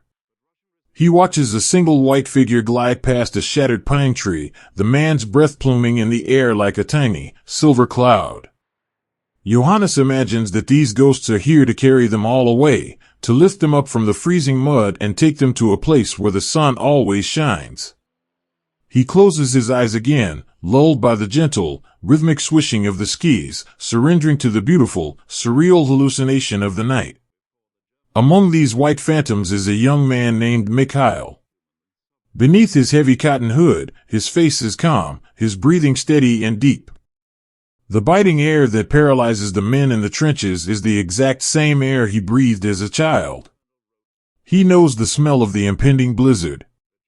He knows how to read the ripples in the snowdrifts like the pages of a familiar book. As he glides forward, pushing off the earth with long, even strokes of his poles, his mind is filled with a quiet, profound nostalgia. He carries a letter in the deep pocket of his coat, written by his younger sister. He knows the words by heart. She had written to tell him that the river behind their cabin had frozen thick enough for skating. She had written about the smell of roasting chestnuts on their iron stove, and how the old farm dog slept so close to the fire that his fur felt hot to the touch. Mikhail imagines the glow of that fire. He carries that warmth inside his chest, a small, protected ember that the freezing wind cannot reach. He is a ghost to the men watching him, but inside, he is just a brother, longing for the simple comfort of his own kitchen. As the silent tide of men reaches the edges of the opposing lines, the night does not erupt into deafening violence. The deep snow and the paralyzing cold muffle everything, turning the encounter into a surreal, dreamlike ballet. "Let me see," the older man whispers, his voice thick with cold. Julian hands him the heavy brass binoculars. The older man raises them to his face, resting his elbows in the soft snow to steady his shaking hands. He looks out at the shadows of the spires. For a long, long time, he does not say a word. The wind hums a low, mournful note through the bare branches of a nearby tree. They have roofs, the carpenter finally whispers, his voice filled with a quiet, reverent awe. Imagine it, Julian. A solid roof over your head. No snow falling on your shoulders while you sleep. Just a dry, wooden ceiling. I was thinking about the tea, Julian whispers back, pulling his thin scarf tighter around his chin. They must have kettles. Can you imagine the sound of a kettle whistling in the dark? The steam warming your hands before you even take a sip. They sit side by side in the freezing trench, passing the binoculars back and forth, entirely ignoring the reality of the war. They are no longer soldiers observing an objective. They are two weary travelers, lost in a terrible winter storm, peering into the windows of a locked inn. They share their fantasies of ordinary life like children sharing ghost stories in the dark, building a fortress of imaginary warmth to hide inside. And just a few miles away, across the silent, snow-covered space between them, the reality of the city is waiting. Inside those distant rooms, behind those heavy curtains, the people of the city are also awake. They are sitting in the dark, wearing their winter coats indoors, huddled around small, makeshift iron stoves. A mother rocks her child to sleep, humming a gentle lullaby, her eyes drawn to the window. She knows that just beyond the edge of town, out in the vast, freezing dark, the fields are full of men. And out in the snow directly in front of the city, the young boys tasked with defending those streets are lying in their own frozen trenches. They are wearing the exact same pale layer of frost. They feel the exact same biting ache in their toes. They turn their heads and look back over their shoulders at the spires of their home, finding their own fragile courage in the shadows of the buildings. They endure the unimaginable cold so that the fires inside those buildings might continue to burn. Underneath this vast, starry sky, the absolute truth of the human heart is revealed. The boys in the fields, looking in, and the boys on the edge of the city, looking out, are dreaming the exact same dream. They just want the morning to come. They just want the cold to stop. They just want to go home. In a small, snow-covered dugout a few yards down the line, a young medic sits with a stub of a pencil in his gloved hand. He is writing by the pale, ethereal light of the moon, which reflects off the snow and illuminates the trench with a soft, silvery glow. He holds a piece of wrinkled paper on his knee. He is writing to his mother, hundreds of miles away in a valley that has not yet seen the deep snows. My dearest mother, he writes, his letters large and clumsy because his fingers cannot bend properly.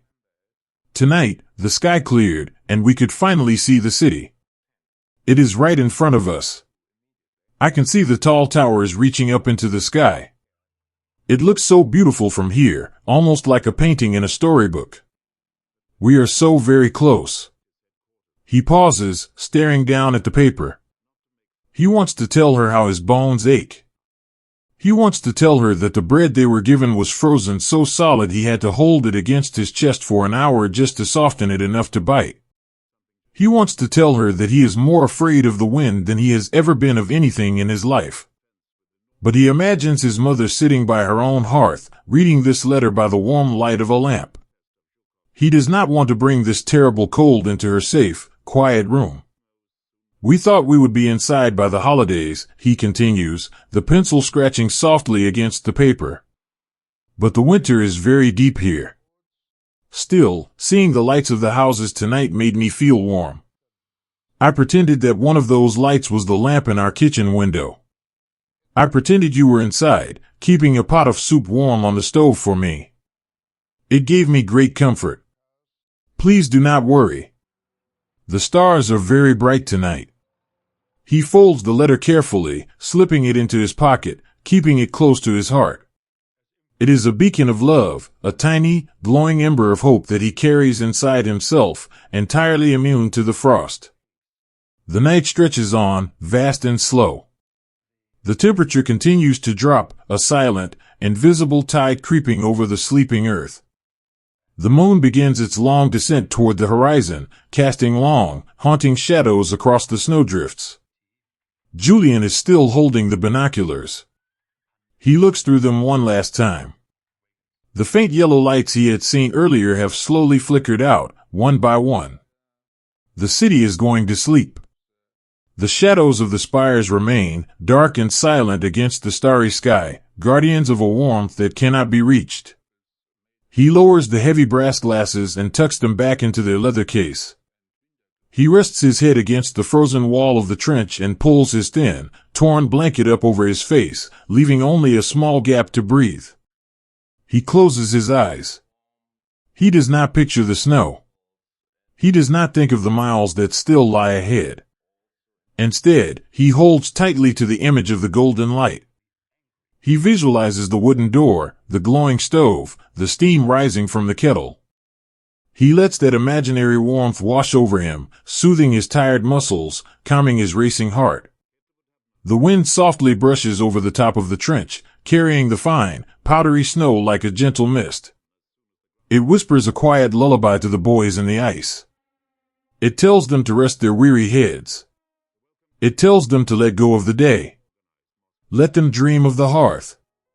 Let them wander through the warm, brightly lit halls of their memories. The city remains in the distance, a beautiful, unreachable star, but the warmth of their humanity, the quiet resilience of their souls, burns brightly inside them. And so, wrapped in the silent, silver embrace of the winter night, they sleep. Perfectly still, holding onto the light, waiting gently for the dawn. There are no screaming voices, no dramatic charges. There is only the sudden, muffled blooming of light in the fog.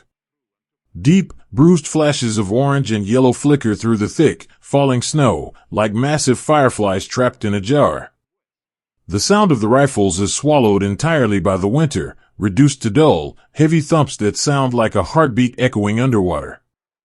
It is a slow, ghostly waltz played out in absolute slow motion.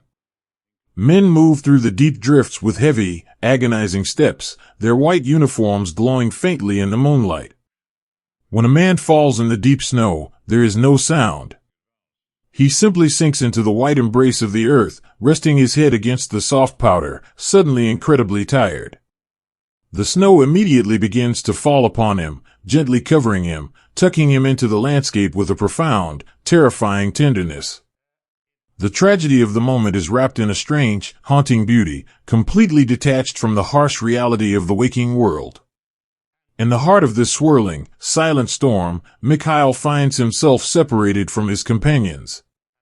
The fog has rolled in thick and heavy, a wall of gray mist that limits his vision to only a few feet. He glides forward, his skis whispering against the earth. Suddenly, a figure emerges from the fog directly in front of him. It is a boy from the opposing side. He is entirely lost. His thin, summer-issue coat is wrapped tightly around his shivering frame, and his hands are tucked helplessly under his arms. He has dropped his weapon long ago in the deep drifts. The boy stops, his eyes wide, staring at Mikhail, the white ghost who has just materialized from the blizzard. They stand just a few feet apart, entirely alone in the blinding white void. The air between them is so cold it feels brittle, ready to shatter. For a long, suspended moment, time completely stops. Mikhail looks into the boy's eyes. He does not see an enemy. He does not see a uniform, or a conqueror, or a soldier. He sees a terrified, freezing child, thousands of miles from his mother, entirely defeated by the crushing weight of the winter. He sees the blue tint of the boy's lips, the frost clinging to his pale eyebrows, the violent, uncontrollable shivering of his shoulders. The human heart is a profound and mysterious thing. In the midst of the darkest nights, it is capable of the most breathtaking grace. Mikhail slowly reaches up to his own neck. With thick, gloved hands, he unwraps a long, heavy scarf of gray wool that his mother had knitted for him. He holds it out. The boy stares at it, bewildered, his mind too numb to comprehend the gesture. Mikhail steps forward, moving with infinite gentleness, and drapes the thick, warm wool around the shivering boy's neck. He pulls the ends tight, tucking them into the boy's thin coat, shielding his skin from the biting wind. Neither of them speaks. There are no words left in the world anyway. Mikhail steps back. He looks at the boy, gives a single, slow nod of understanding, and turns away. He pushes off with his poles, gliding back into the thick, gray fog, vanishing as silently as he had appeared, a phantom dissolving into the mist. The boy stands alone in the snow, his hands rising slowly to touch the thick, scratchy wool of the scarf. It carries the faint, comforting smell of wood smoke and pine. A single tear escapes his eye, freezing on his cheek before it can fall. He is alive, wrapped in the quiet, unexpected mercy of a stranger in the dark. As the hours stretch on, the surreal dance of the night slowly comes to an end. The flashes of light fade away. The dull, muffled thumps completely cease. The ghosts of the snow recede back into the heavy shadows of the tree line, leaving the plains exactly as they found them. The dawn does not arrive with a brilliant sunrise. It comes merely as a slow, gradual lightening of the gray mist. The deep black of the sky softens to a pale, bruised violet, and then to a soft, luminous pearl. The world is perfectly, terrifyingly still once again. The snow is still falling, a gentle, relentless lullaby from the sky. It falls over the shallow trenches, over the broken branches, over the tracks left by the wooden skis. It is nature's eraser, wiping the slate of the earth completely clean. It covers the sorrows of the night with a blanket of absolute, pristine beauty, hiding the scars beneath a shimmering layer of silver frost. In his trench, Johannes opens his eyes to the pale morning light. The ghosts are gone. The world is empty and white.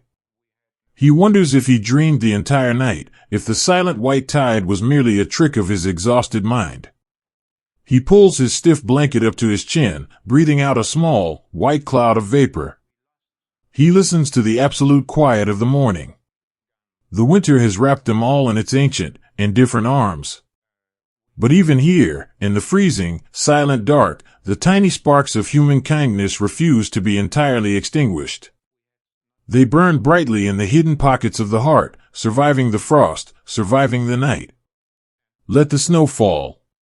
Let the gentle hush of the morning soothe the tired minds of the boys sleeping in the ice. The ghosts have returned to the shadows, and the world is at peace, resting beneath the heavy, beautiful blanket of the infinite white. A single, fragile spark detached itself from the glowing embers, spiraling up into the absolute blackness of the winter sky. The world here is no longer made of soil and grass, it is made entirely of ice, and shadow, and silence. The great, sweeping plains have been swallowed by an ocean of white, stretching endlessly beneath a heavy canopy of cold, brilliant stars. When the biting wind finally rests, it leaves behind a stillness so profound, so heavy, that it feels as though the entire earth is holding its breath in the dark. In this vast, unforgiving landscape, the grand ideas of the world have completely vanished. The mind shrinks down to a single, desperate, and deeply human need. The need for warmth. In the quiet hollows scraped into the hardened snow, small groups of men are gathered. They are moving with a slow, deliberate exhaustion. They have spent the fading hours of the daylight searching for anything that might burn. There are no forests left here, only shattered remnants of the lives that used to occupy this land.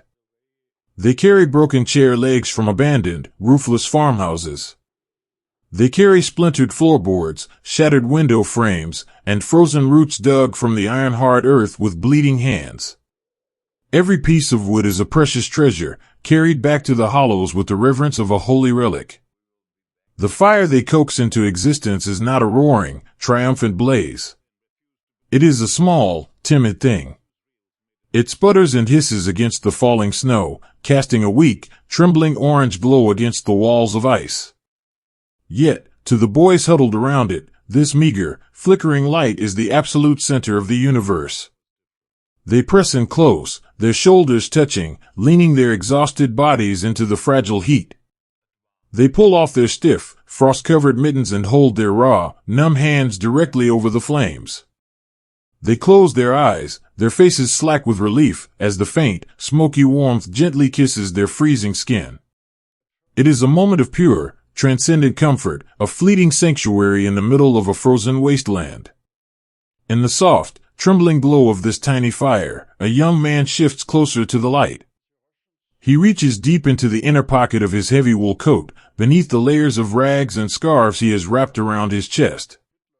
His fingers, stiff and clumsy with the cold, carefully pull out a folded piece of paper. It is worn incredibly soft at the edges, the creases deep and fragile from being opened and closed 100 times. He knows every single word written on this page by heart, but in the quiet of the night, he needs to see them.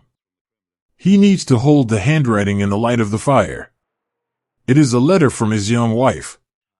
He traces the faded blue ink with his thumb, reading the words quietly to himself, his lips moving without making a sound. She tells him about the deep snow resting on the roof of their small home in the valley. She writes that she has chopped enough wood to keep the kitchen warm, and that she has saved a glass jar of summer cherry preserve specifically for his return. As he reads, the freezing step completely fades away. He is no longer sitting in the ice. He is transported back to his kitchen. He can smell the sweet, dark fruit. He can hear the familiar, comforting hum of the iron kettle on the stove. He can feel the soft warmth of her hand resting gently on his shoulder. A single tear slips down his frostbitten cheek, catching the orange firelight before it freezes into a tiny pearl of ice on his jaw. It is a tear born of profound, aching homesickness, but it is also a tear of deep, sustaining love. The love folded into that delicate piece of paper is his shield. It is the only thing keeping the bitter frost from reaching his heart. He holds the letter against his face, breathing in the faint, almost imperceptible scent of the paper, wrapping himself in the memory to survive the night. Just a few miles away, across the silent, snow-choked expanse of the plains, the darkness is unbroken save for another tiny, flickering star. It is another fire, identical in its fragile, sputtering dance, casting the exact same trembling shadows against the snow. Around this second fire sit boys who wear different uniforms, who speak a completely different language. They are the strangers in the dark, the unseen forces on the other side of the ice. But in the deep, impartial darkness of the winter, those differences completely dissolve. The cold does not care what language a boy speaks. The frost bites exactly the same. The shivering is the same. And the longing for home is exactly the same. Here sits another young man, his shoulders hunched tightly against the biting wind, his face pale and drawn. He, too, is holding a creased, tear-stained piece of paper. It is a letter from his mother. She tells him that she prays for his safety every single night before she sleeps. She asks, with gentle, maternal worry, if he has enough warm socks to keep his feet from freezing. She tells him that the old farm dog still waits by the wooden gate, listening for the sound of his footsteps on the path. He traces the sweeping loops of her cursive handwriting, finding immense comfort in the familiar shapes. He closes his tired eyes and imagines her sitting in her worn, wooden rocking chair by the hearth. He imagines the soft, rhythmic ticking of the grandfather clock in the hallway, measuring out the peaceful seconds of a life he so desperately wishes to return to. He pulls his thin blanket tighter around his shoulders, holding the letter over his heart, whispering a quiet promise to the wind that he will make it back to that wooden gate.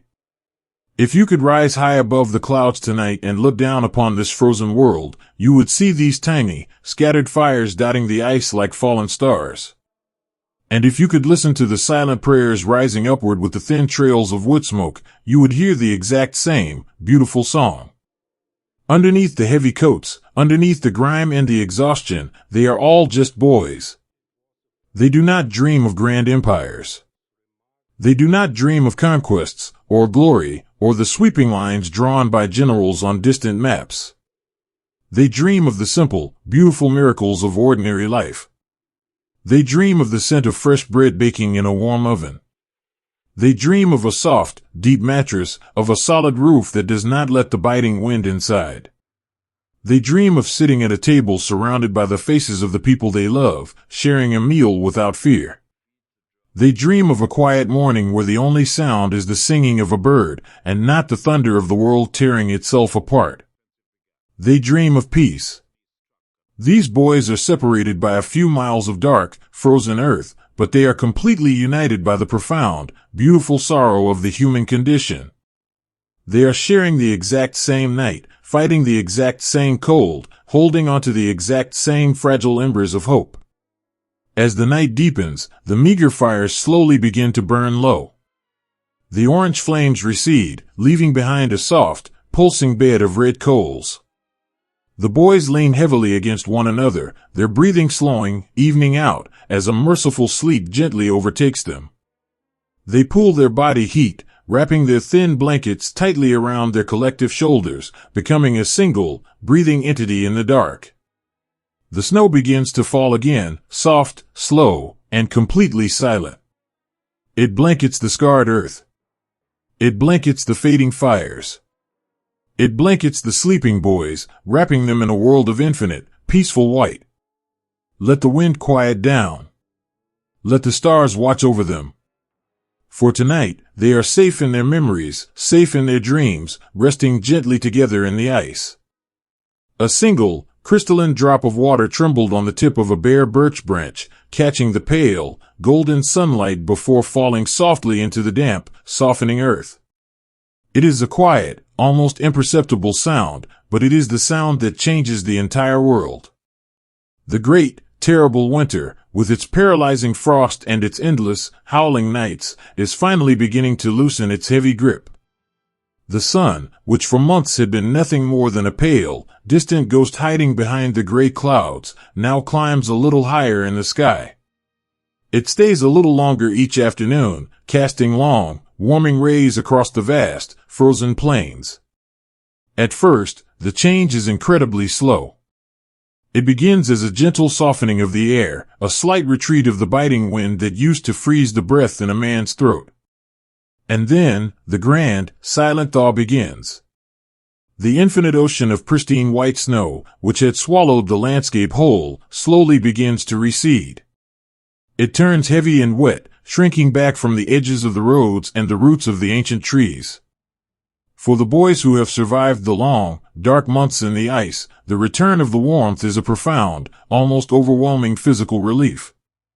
They crawl out of their shallow dugouts, their faces pale and gaunt, their uniforms stained with the smoke of 100 meager campfires.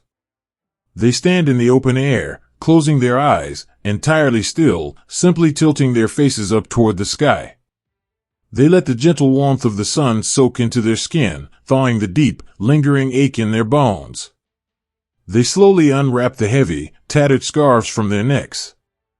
They unbutton the thick woolen coats that have been their only homes for an eternity. To feel a soft breeze on a bare cheek, to breathe air that does not burn the lungs, feels like a magnificent, impossible miracle. But as the days grow longer, and the white blanket of the winter slowly melts away, a quiet, heavy sorrow begins to settle over the resting men. The snow had been a terrible, freezing enemy, but it had also been a merciful concealer. It had covered the deep scars of the earth. It had hidden the broken trees, the shattered wagons, and the tragic debris of the autumn. Now, the retreating snow is giving back everything it took. The landscape that emerges from the thaw is entirely stripped of its winter beauty. It is a world of dark, waterlogged mud and broken things. As the men walk through the softening fields, their boots squelching in the damp earth, they are forced to witness the profound, heartbreaking cost of the months they have just endured. The earth is uncovering its secrets, presenting them softly and silently to the spring sun. A young soldier named Tomas walks slowly along the edge of a newly formed stream, the water rushing with the joyful, chaotic energy of the melt. He looks down into the wet grass and sees a small, dark object half buried in the mud. He kneels down, the knees of his trousers soaking up the cold water, and carefully pulls it from the earth. It is a small, wooden bird, no larger than his thumb. It has been whittled with immense care, the wings delicately etched with the blade of a small pocket knife. Tomas holds the tiny object in his palm, gently wiping the heavy mud from the wood with his thumb. He knows exactly what this is. He knows that on some freezing, terrifying night in the dead of winter, another boy sat awake in the dark. He knows that boy used a small piece of firewood to carve this bird, keeping his hands moving to stay warm, focusing his mind on a beautiful, delicate thing to keep the fear away. Tomas does not know the name of the boy who carved it. He does not know what uniform he wore or what language he spoke. He only knows that the bird was dropped in the snow, lost to the long night. Tomas holds the little wooden bird to his chest for a long, silent moment. He feels a deep, crushing wave of melancholic brotherhood for the stranger who made it. Very carefully, he tucks the carved bird into his own pocket. He adopts the memory, promising silently to carry this small piece of a lost boy's soul into the warming days ahead.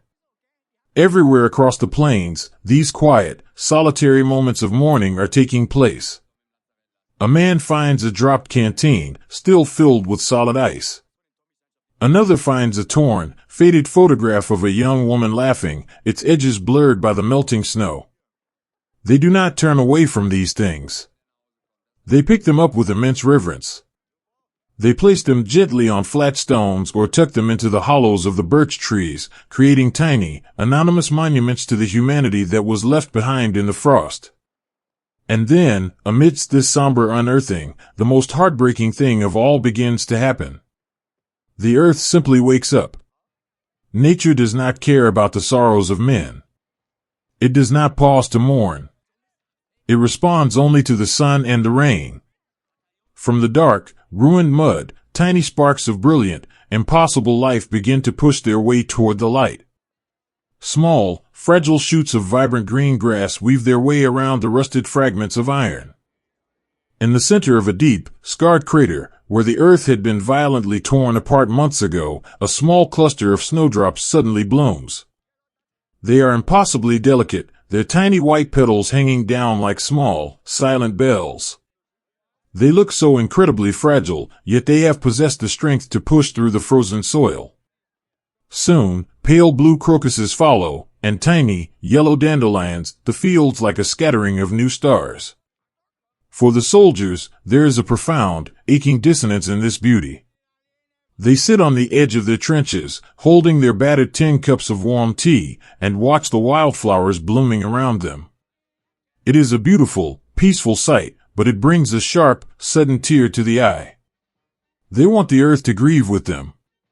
They want the landscape to reflect the deep, heavy sorrow they carry in their hearts. But the earth offers no such sympathy. The vibrant, indifferent life of the spring simply climbs over the tragedy, covering the scars with a blanket of soft green and pale blue. It is a gentle, poetic cruelty, a reminder that the world will always move forward, no matter how deeply the hearts of men are broken. Far away from the fields, in the quiet, empty valleys where the villages used to stand, the spring thaw is also arriving. An old woman named Anya walks slowly down what used to be the main road of her hometown. She had fled in the autumn, walking away as the smoke filled the sky, and now, drawn by an ancient, pulling gravity, she has returned. The village is quiet, the wooden houses completely gone, leaving only the stone foundations sitting like lonely islands in a sea of mud. Anya walks to the square of earth that used to be her home. She stands where her kitchen once was, looking down at the damp ash and the charred remnants of her floorboards. Her heart is a heavy, silent stone inside her chest. She feels as though she has lost the very anchor of her life. But as she turns to leave, something catches the corner of her eye. Over by the edge of the stone foundation, where her garden used to be, there is a tiny flash of color. Anya walks over, her steps slow and hesitant. She kneels in the damp mud, not caring about her dress, and gently brushes away a layer of dark, wet leaves. Underneath the debris, a single, deep purple perennial has broken through the ash. It is the very same flower she had planted with her husband decades ago. The fire had taken the house, the winter had frozen the earth solid, but deep below the surface, the roots had stubbornly, quietly survived. They had waited in the dark, holding on to life, and now, kissed by the spring sun, they have bloomed once again. Anya stares at the small, purple petals. Her hands begin to tremble, and a dam breaks somewhere deep inside her soul. She presses her hands to her face, and she weeps. They are not entirely tears of sorrow, and they are not entirely tears of joy. They are the tears of the spring thaw. They are the release of all the fear, all the cold, and all the loss of the winter, melting away like the snow around her. She weeps for what is gone, but she touches the soft petals of the flower, finding a quiet, astonishing strength in its resilience. If this small, fragile thing can survive the fire and the ice, perhaps she can, too. She carefully scoops a handful of fresh rainwater from a nearby puddle and lets it drip softly over the roots of the flower. Back on the plains, the evening begins to fall, but it is no longer a terrifying, freezing dark. The twilight is long and soft, painting the sky in gentle shades of lavender, peach, and a fading, dusty gold. The air is filled with the sound of running water, the thousands of tiny streams carrying the winter away to the rivers. The rhythmic, hypnotic sound of the water is a soothing lullaby, a promise that the earth is finally washing itself clean. A young soldier sits by the edge of one of these fast-moving streams. He has taken his boots off, letting his bare feet rest in the cool, rushing water. He has a notebook resting on his knee, and a small, stubby pencil in his hand. He is writing a letter to his mother. He does not tell her about the mud. He does not tell her about the heavy sorrow of finding the lost things in the snow. He chooses, with a quiet, everyday heroism, to send her only the light. The winter is finally over, Mama, he writes, his handwriting slow and careful. The sun was so warm today that I could take off my heavy coat. The fields are turning green again. This afternoon, a small yellow butterfly landed right on the edge of my boot. It stayed there for a long time, just opening and closing its wings in the sun. It made me think of the garden behind our house. I hope the apple trees are beginning to blossom there. I am safe. I am warm. Please do not worry. He folds the letter, smiling softly to himself. By choosing to focus on the butterfly, he protects the woman he loves from the darkness of the world. He finds the tiny spark of beauty amidst the devastation and holds onto it with both hands. The sun finally dips below the horizon, leaving behind a sky filled with soft, silver stars. The night air is cool, but it is gentle. It smells of wet pine needles, fresh earth, and the sweet promise of growing things. The men lie down to sleep, not huddled in desperate, freezing masses, but resting peacefully, their breathing slow and deep. The spring is a time of mourning, a sorrowful uncovering of the past. But it is also a time of profound, undeniable grace. The snow has melted. The earth has taken back its fallen. And now, the wildflowers will bloom. Let the gentle breeze wash over the sleeping boys. Let the sound of the running water carry away their fears. The world has broken, and the world is healing, moving ever forward beneath the quiet, watchful eyes of the stars, resting gently in the beautiful, melancholic embrace of the spring. The air shimmered like spun glass, turning the distant horizon into a liquid mirror that always stayed just out of reach. The wheel of the seasons has turned once again, sweeping away the gentle, melancholic mud of the spring and replacing it with the vast, uncompromising vastness of a new summer. Here, on the deep southern steppes, the earth opens up into an ocean of dry, golden feather grass that rolls on forever. There are no forests here to offer their deep, cool shadows. There are no gentle hills to break the wind. There is only the flat, infinite expanse of the world, stretching out beneath a sky so impossibly large and relentlessly blue that it makes a man feel smaller than a single grain of sand. And above it all, the sun. It is no longer the pale, distant ghost of the winter, nor the gentle, warming friend of the spring. It has become a brilliant, blinding white eye, staring down at the earth with a heavy, physical weight. It bakes the clay of the road into cracked, iron-hard ridges. It turns the air into a thick, shimmering curtain of heat that distorts the shapes of the men marching through it. They are walking toward the east, toward the rising sun, pulled forward by an invisible gravity toward an unknown city that rests somewhere on the banks of a great river.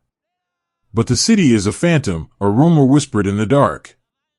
For the men on the road, the world consists only of the blinding light, the yellow dust, and the back of the man walking directly in front of them. The march has become a rhythmic, hypnotic trance. When you walk for days upon endless days under a burning sky, the mind slowly detaches itself from the profound exhaustion of the body. The intellect goes to sleep, leaving only the ancient, metronomic rhythm of survival. Crunch, crunch, crunch. The sound of thousands of heavy leather boots striking the baked earth becomes a collective heartbeat. It is a slow, steady, mesmerizing sound. Left foot, right foot. Lift, swing, fall. Lift, swing, fall. A young soldier named Julian walks near the center of the dusty column. His tunic is entirely unbuttoned, the heavy wool stiff with dried sweat and pale dust. His eyes are half closed against the blinding glare. He does not look at the horizon, because looking at the horizon only reminds him that it never, ever gets closer. Instead, he watches the rhythmic swaying of a frayed canvas strap on the pack of the man ahead of him. He lets that gentle swinging motion pull him forward. He becomes a pendulum, his arms and legs moving without conscious thought, carried entirely by the stubborn, beautiful momentum of the human spirit. In this silent, sun-drenched trance, the men begin to dream while they are wide awake. The biting, paralyzing frost of the winter, which they had cursed and feared just months ago, now seems like a magnificent, impossible fantasy. They try to summon the memory of the cold. They try to remember the feeling of a snowflake resting on an eyelash, or the sharp, icy breath of a January wind, desperately trying to cool their boiling blood with the ghosts of the past. But mostly, they dream of water. Thirst is a quiet, all-consuming companion. It lines their throats with dry velvet and swells their tongues. The metal canteens resting against their hips have grown terrifyingly light, bouncing with a hollow, mocking sound. They learn to take water not in swallows, but in tiny, reverent sips, holding the warm, metallic liquid in their mouths for as long as possible, letting it slowly absorb into their cracked lips. Julian closes his eyes for a few seconds as he walks, letting his mind escape the blazing steppe. He travels back to the stone courtyard behind his childhood home. He pictures the old, moss-covered well in the corner, shaded by the sprawling branches of an ancient linden tree. He can vividly hear the creak of the wooden crank. He can hear the heavy, satisfying splash as the iron bucket hits the deep, dark water far below the earth. He imagines pulling the heavy bucket up, the rope rough against his palms, and burying his face in the impossibly cold, sweet water, letting it run down his chin and soak into his collar. The memory is so sharp, so exquisitely detailed, that for a brief, fleeting moment, he actually feels a phantom coolness brush against his flushed cheek. He holds onto that imaginary well, using it as a shield against the punishing sun. A few rows back, an older man named Elias walks with a slight, involuntary limp. The soles of his boots have worn dangerously thin, and the cracked earth bites at his heels with every step. Yet, Elias does not complain. In his breast pocket, resting directly against his heart, is a folded piece of paper. It is a letter from his young daughter. He had read it days ago, before the march began, but he recites the words in his head to match the rhythm of his footsteps. She wrote to tell him about the small garden they planted behind the house. She wrote that the tomato vines were climbing the wooden trellis, and that the leaves were casting a beautiful, dark shadow over the porch in the late afternoons. Shadow. The word echoes in Elias's mind. Out here on the steppe, there is no shade. If a man steps out of the column to rest, he sits in the exact same blinding light. But Elias uses his daughter's letter to build an imaginary canopy. He visualizes the green, fragrant leaves of the tomato vines. He pictures the cool, dark rectangle of shade resting on the wooden floorboards of his porch. He mentally invites the young boy walking next to him, who is pale and swaying with exhaustion, to come and sit in that imaginary shade with him. Elias reaches out a hand and gently touches the young boy's shoulder, steadying him as he stumbles over a hardened rut in the road. Almost there, Elias whispers, his voice cracked and dry, completely devoid of any grand dramatic tension. Just a little further until the sun goes down. Keep walking in the shade with me. The boy nods slowly, not entirely understanding the words, but profoundly comforted by the calm, steady presence of the older man's hand. In this vast, indifferent wilderness, this tiny gesture of support is a monumental act of grace. It is the quiet heroism of refusing to let another soul fall, of sharing strength when your own reserves are entirely depleted. They lean into each other, two fragile, dusty silhouettes pressing forward through the heat, bound together by the invisible threads of pure human kindness. As the long, agonizing hours of the afternoon stretch on, the landscape remains stubbornly unchanged. The ocean of dry grass ripples in the hot wind, a sea of gold beneath a sea of blue. The unknown city on the river is still nowhere to be seen, hidden somewhere beyond the curve of the earth. But the men do not despair. They have learned the profound patience of the road. They know that no matter how bright the sun burns, it cannot stay in the sky forever. Finally, the blinding white light begins to soften. The sun begins its slow, heavy descent toward the edge of the world, bleeding its brilliant colors across the immense canvas of the sky. The harsh, baking heat gently releases its grip on the earth, replaced by a soft, cooling evening breeze that rustles through the feathergrass with a sound like a long, collective sigh. The sky turns into a breathtaking tapestry of bruised violet, dusty rose, and deep, melancholic gold. The order to halt ripples down the miles of the column, passed from exhausted voice to exhausted voice. It is the most beautiful sound they have ever heard. The trance of the march is finally broken. The men simply stop where they are, their heavy packs slipping from their aching shoulders with dull thuds. They do not bother to set up canvas tents. The earth, still radiating the faint, stored warmth of the day, is a perfectly welcome bed. They sit down in the dry grass, their movements slow, deliberate, and deeply reverent.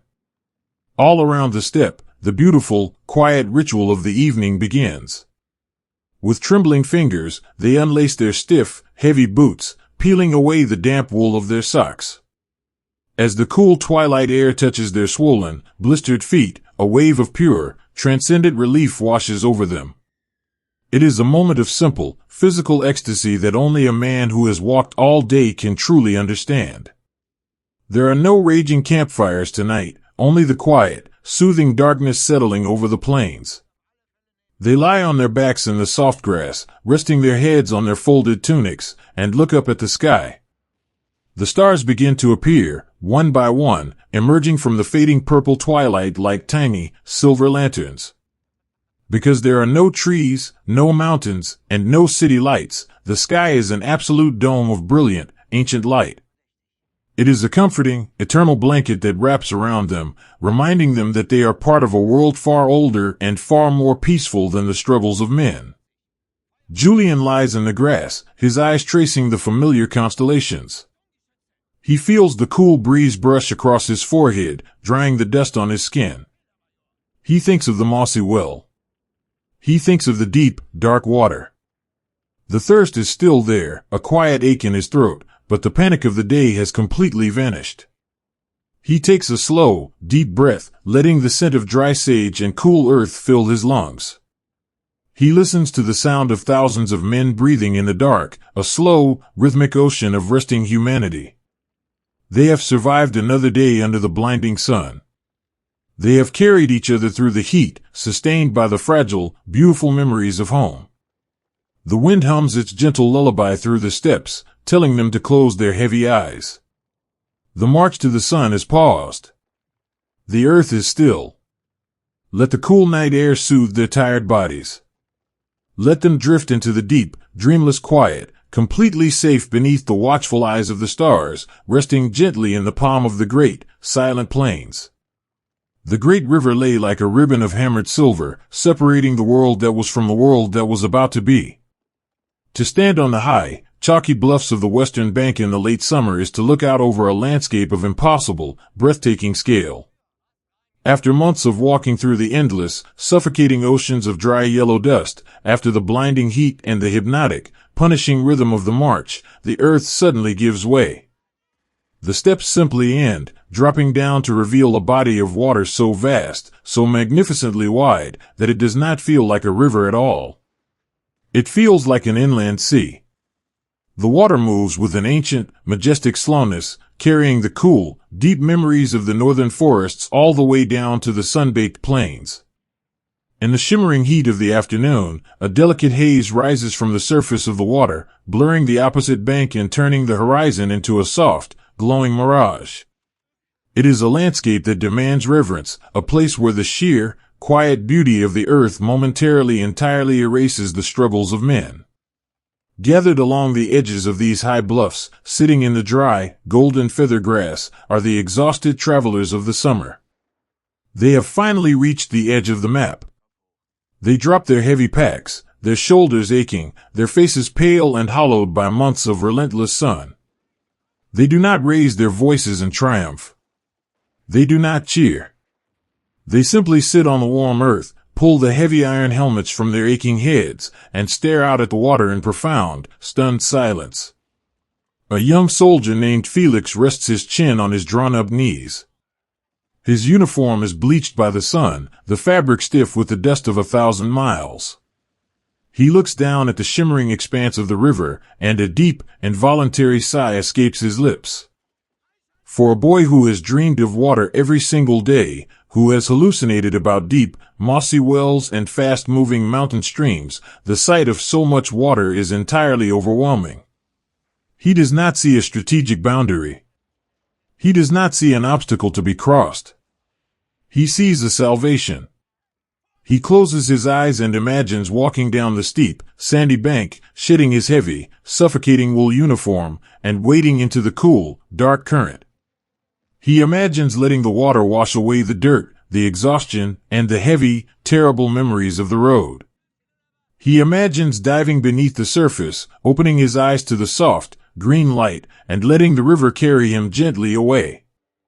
Beside him, an older companion reaches into his pocket and pulls out a small, silver harmonica. He does not play it. He merely holds the cool metal against his flushed cheek, finding comfort in the simple touch. He follows Felix's gaze down toward the valley. "It is beautiful," the older man whispers, his voice dry and fragile in the vast open air. "It looks just like the lake behind my grandfather's farm when the wind is still. You could sit on the porch there and watch the light dance on the water all evening." Felix nods slowly, keeping his eyes on the river. They sit shoulder to shoulder, two tired boys suspended on the absolute edge of the world, finding a quiet, shared sanctuary in the memory of a peaceful home. They are perfectly content to simply sit in the grass, letting the gentle breeze rising from the valley floor cool their faces, wishing this quiet, suspended moment could last forever. But as their eyes adjust to the shimmering mirage of the heat, the true reality of the landscape begins to resolve itself. There, resting on the western bank just below the bluffs, curving along the edge of the great river, is the city. It is a long, sprawling ribbon of white buildings, green parks, and quiet, winding streets. In the gentle, hazy light of the afternoon, it looks like a beautiful, sleeping giant, entirely at peace. There are no walls around it, no grand fortresses blocking the view. It looks just like any other city in the world on a late summer day. And down inside those streets, beneath the roofs of those houses, a beautiful, fragile normalcy is stubbornly holding on. The people of the city know the world is changing. They have heard the distant, low rumble that sounds like summer thunder but comes from a cloudless sky. They have seen the dust rising on the western horizon. But the human heart is fiercely protective, and it clings to the familiar rhythms of life until the very last possible second. In a small, wooden house near the edge of the water, a mother named Elena is standing in her garden. She has a woven basket resting on her hip, filled with damp, clean laundry. She reaches up, pinning a white linen sheet to the clothesline. The wind off the river catches the fabric, snapping it gently, filling it with air like the sail of a small boat. Elena pauses, her hand shielding her eyes from the sun, and looks up toward the high western bluffs. She cannot see the exhausted boys sitting in the tall grass. She can only see the chalky cliffs baking in the heat. But she feels a strange, quiet apprehension settle over her chest, a sudden chill that has nothing to do with the wind. She slowly lowers her hand, her eyes tracing the gentle curve of the river she has known her entire life. This water is her home. She learned to swim in its shallows, she walked along its banks with her husband when they were young, she washed her children's clothes in its gentle current. She turns and looks back at her house. Through the open window, she can hear her young son softly singing to himself as he pushes a small wooden train across the kitchen floor. It is the sound of perfect, unbroken innocence.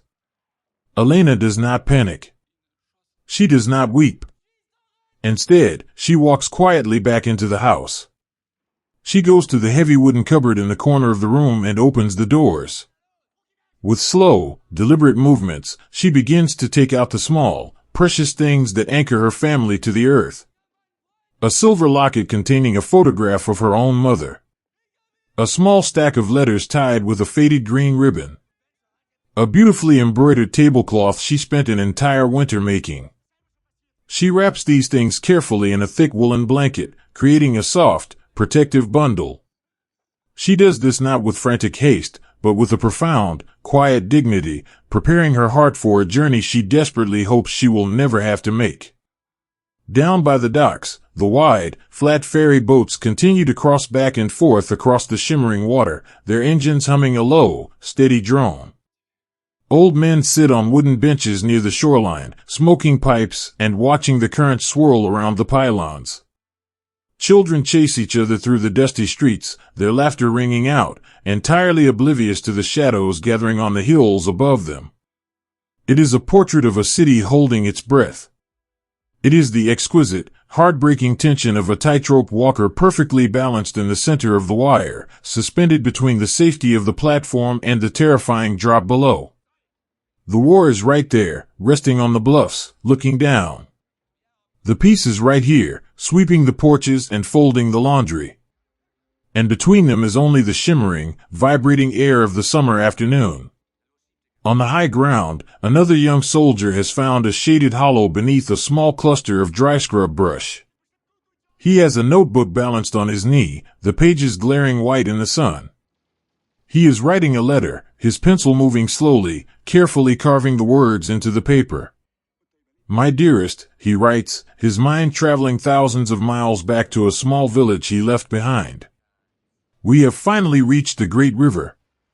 You cannot imagine how wide it is. It stretches out so far that it disappears into the haze. It is so very peaceful here today. The air smells like water and warm grass. I can look down and see the houses in the city below us. I can see the green trees and the small boats moving on the water. It looks like a place where people are happy. He pauses, staring down at the city, a profound wave of melancholy washing over him. He does not want to march down that hill. He does not want to bring the noise and the dust into those quiet streets. I wish we could simply stay right here, he continues, the lead of his pencil pressing softly against the page.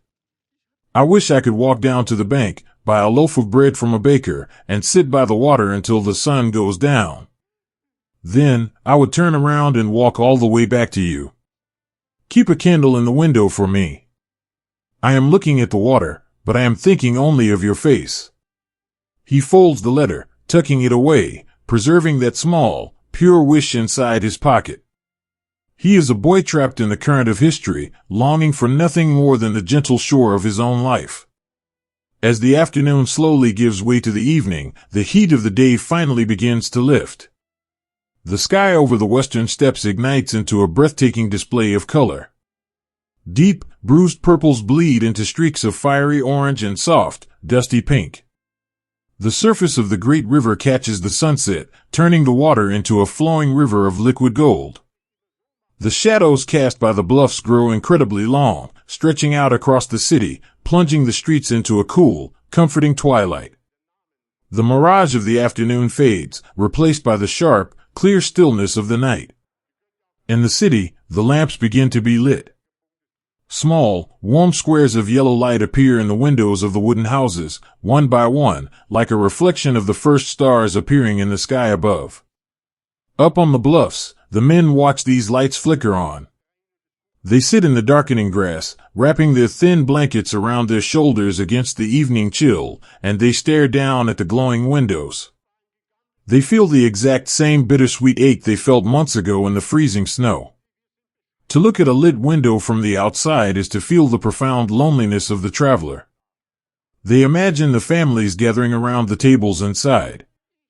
They imagine the smell of hot soup, the murmur of conversation, the safety of a locked door.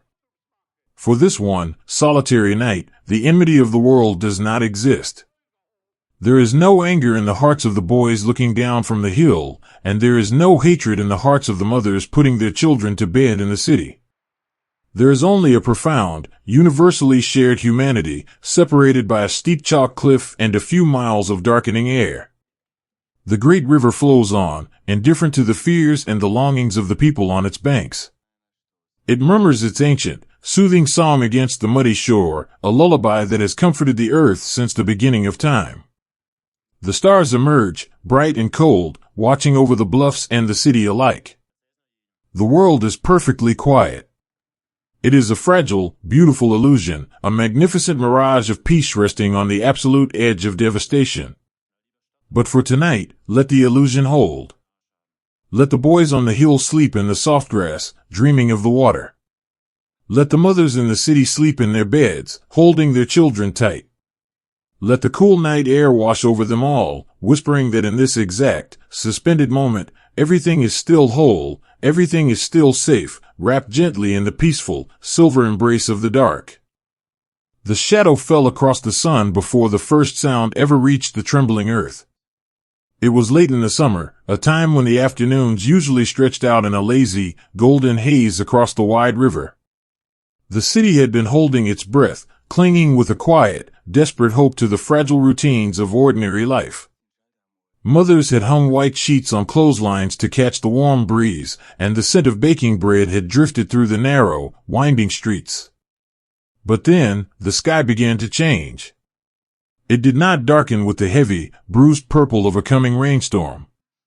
It darkened with a vast, mechanical flock that blotted out the light, casting a long, unnatural twilight over the rooftops.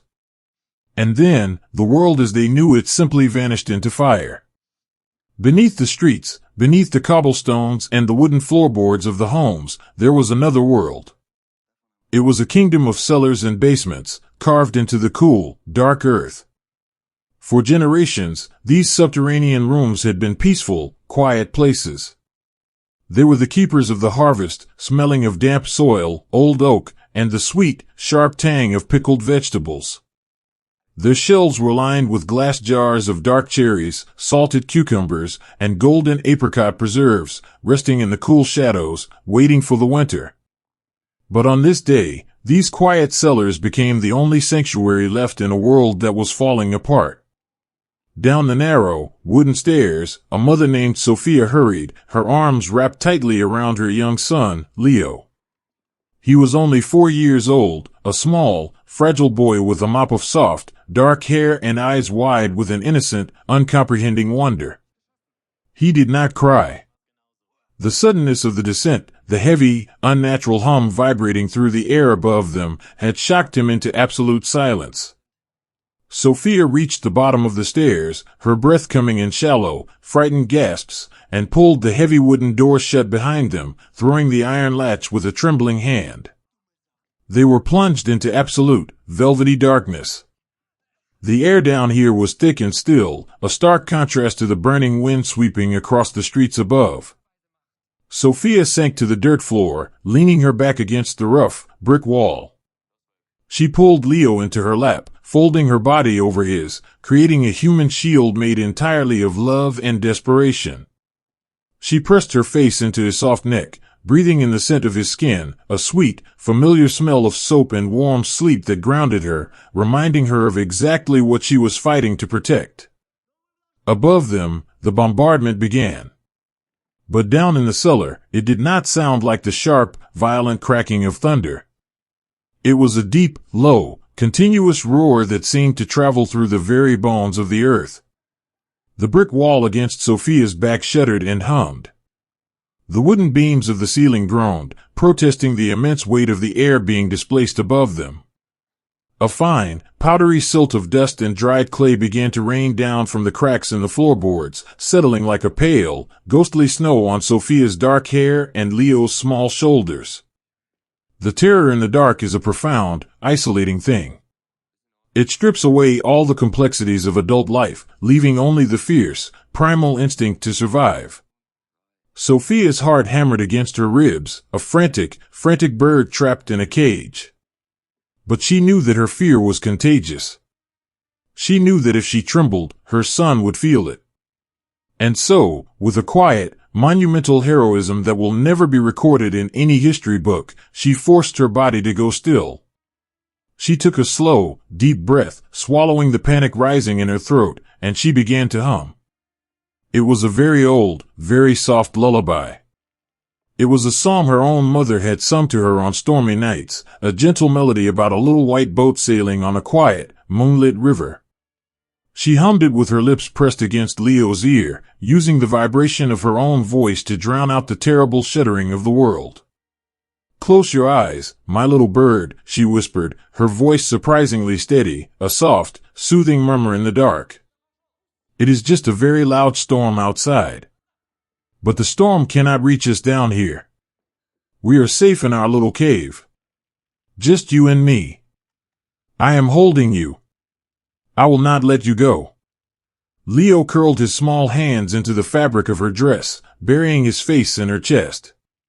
He listened to the steady, rhythmic thud of his mother's heartbeat, focusing on that familiar, comforting sound instead of the chaos shaking the ceiling.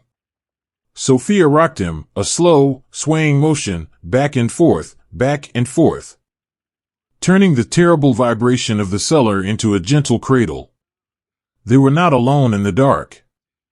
As Sophia's eyes slowly adjusted to the absolute blackness, she began to hear the soft, rustling sounds of other people. In the corner, an old man struck a match. The tiny, sulphurous flare was blinding for a second, casting long, dancing shadows against the brick walls. He touched the flame to the wick of a small, stubby candle sitting on an overturned wooden crate.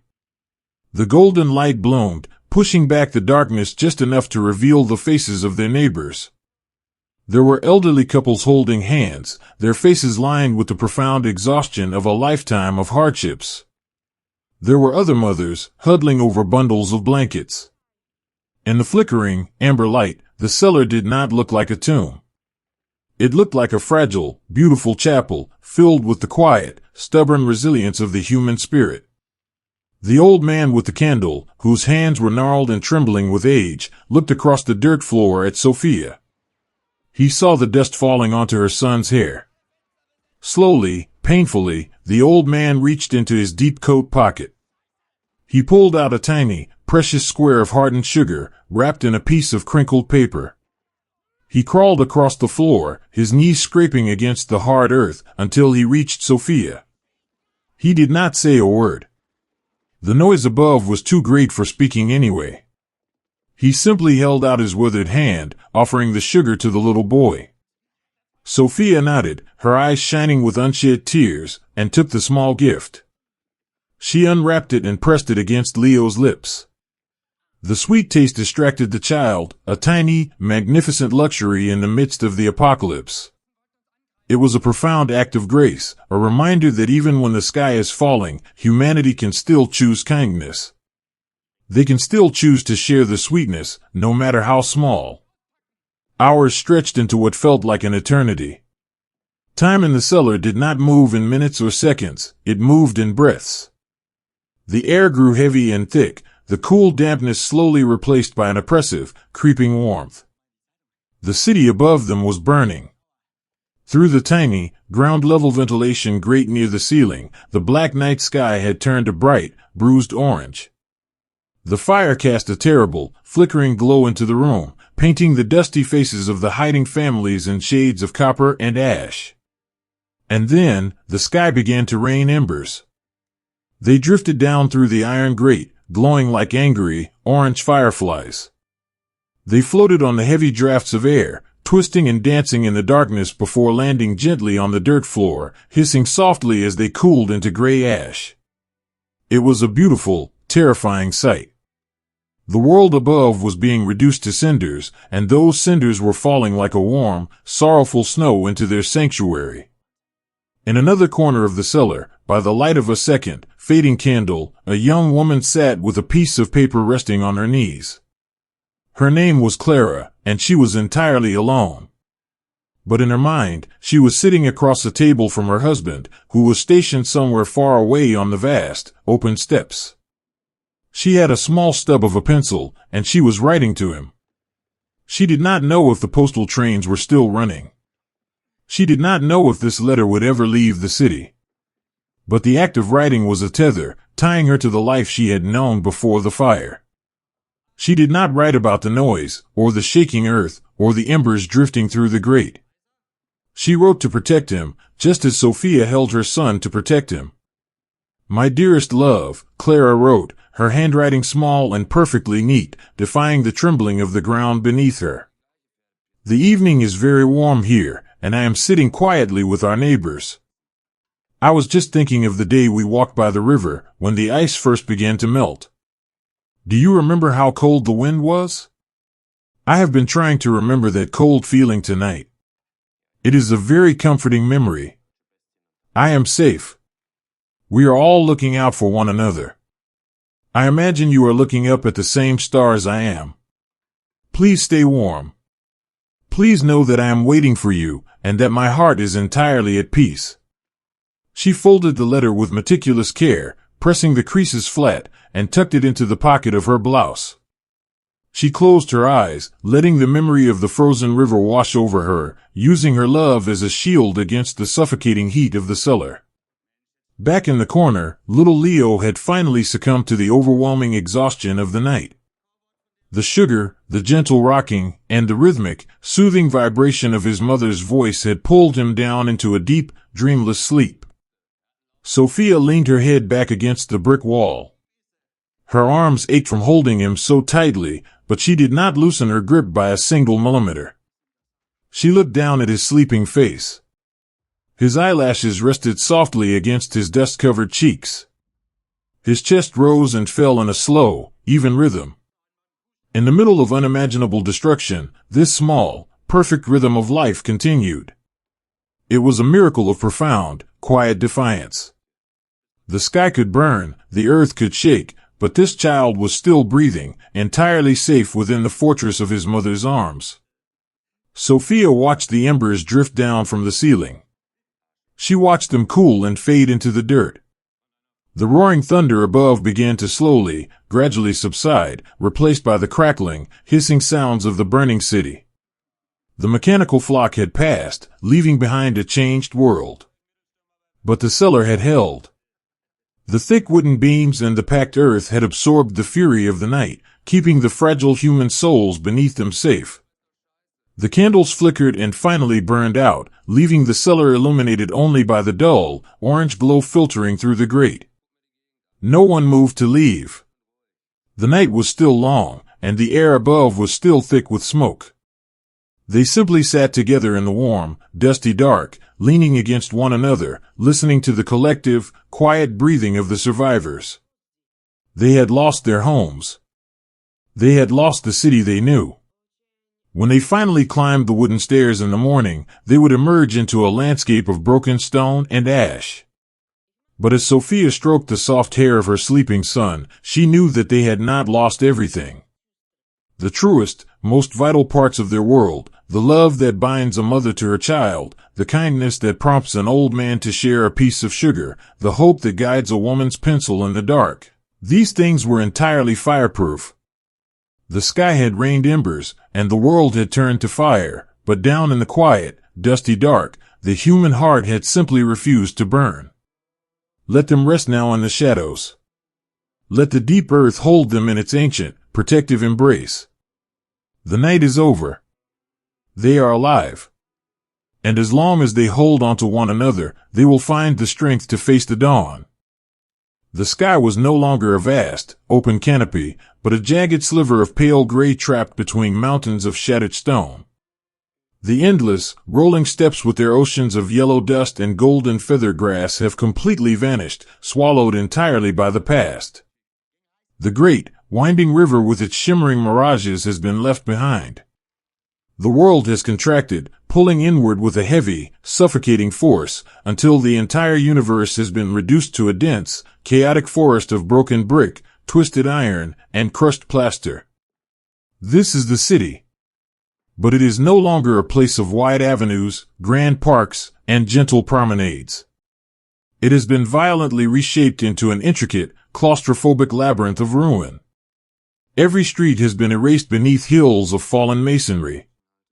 Every building has been hollowed out, their facades sheared away to reveal the intimate, fragile spaces of the lives that used to occupy them. The air here is entirely still, trapped within the deep canyons of rubble, and it carries the heavy, dry scent of pulverized limestone, charred timber, and old ash. A fine, powdery gray dust coats absolutely everything. It settles on the splintered floorboards, it clings to the frayed edges of torn curtains fluttering softly in the wind, and it dusts the eyelashes of the tired boys who navigate this strange, shattered world. In this labyrinth, the grand, sweeping scale of the journey has collapsed. The horizon is no longer measured in miles, or days of marching beneath a blinding sun. The horizon is now the plaster wall at the end of a dark corridor. The frontier is the narrow, debris-choked space between a ruined kitchen and a collapsed parlor.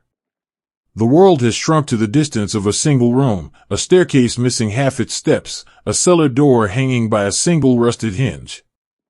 A young man named Elias moves silently through the skeleton of what was once an elegant apartment building. He steps with infinite care, his heavy leather boots making no sound as he places his weight on the most solid pieces of fallen stone. He does not want to disturb the profound, heavy quiet of the afternoon. He slips through a doorway where the wooden frame has splintered into jagged teeth, stepping into a room entirely exposed to the pale sky. The wall facing the street is completely gone, transforming the room into a surreal, suspended stage looking out over the desolate canyons of the city. But Elias does not look out at the ruins. His eyes are drawn to the center of the room. There, miraculously untouched by the falling beams and the crushing weight of the collapsed roof, sits a grand piano. It is a beautiful, elegant thing, its polished black wood dulled by a thick blanket of gray ash. It looks like a sleeping animal, abandoned and waiting in the dust. Elias slowly lowers his heavy pack to the floor. He approaches the piano, his breath catching softly in his throat. He reaches out a hand, his fingers clad in a frayed, fingerless woolen glove, and gently wipes the ash from the smooth, ivory keys. The stark white of the keys gleams in the dim light, a sudden, shocking flash of purity in a world of endless gray. Elias closes his eyes. He is no longer a boy trapped in a ruined city. He is a child sitting on a velvet bench in his aunt's sunny parlor, his legs swinging, listening to the soft rustle of her silk dress as she turns the pages of sheet music. He presses a single finger down on a middle key. The note rings out. It is impossibly clear, impossibly sweet. It cuts through the heavy, dusty silence of the labyrinth like a sliver of golden light piercing a dark cloud. He presses another key, and then another. He does not play a grand, dramatic symphony. He plays a slow, simple, halting lullaby, a melody about a little bird sleeping in a willow tree. His fingers are stiff and clumsy from the cold and the exhaustion, but the music flows out into the ruined air, carrying with it a profound, heartbreaking ache. The sound travels. It drifts through the holes in the floorboards, it floats down the shattered stairwells, and it echoes gently off the broken brick walls across the street. Down in the dark, crowded cellars below, men stop breathing. Across the ruined street, hiding behind piles of sandbags and crushed concrete, other men simply close their eyes. For 3 minutes, the uniforms, the allegiances, and the terrible reality of the labyrinth completely evaporate. The enemies on the other side of the wall lean their heads back against the plaster, letting the gentle, chiming notes wash over them. They are united, absolutely and completely, by the shared, desperate hunger for something beautiful. The music is a quiet, profound grace, a reminder of the gentle world they all left behind, a world they are all silently praying to see again. When Elias finally lifts his hands from the keys, the silence that rushes back in is not empty. It is warm, and it is full of a collective, whispered gratitude. In this shrunken world, the proximity of the strangers around them creates a strange, surreal intimacy.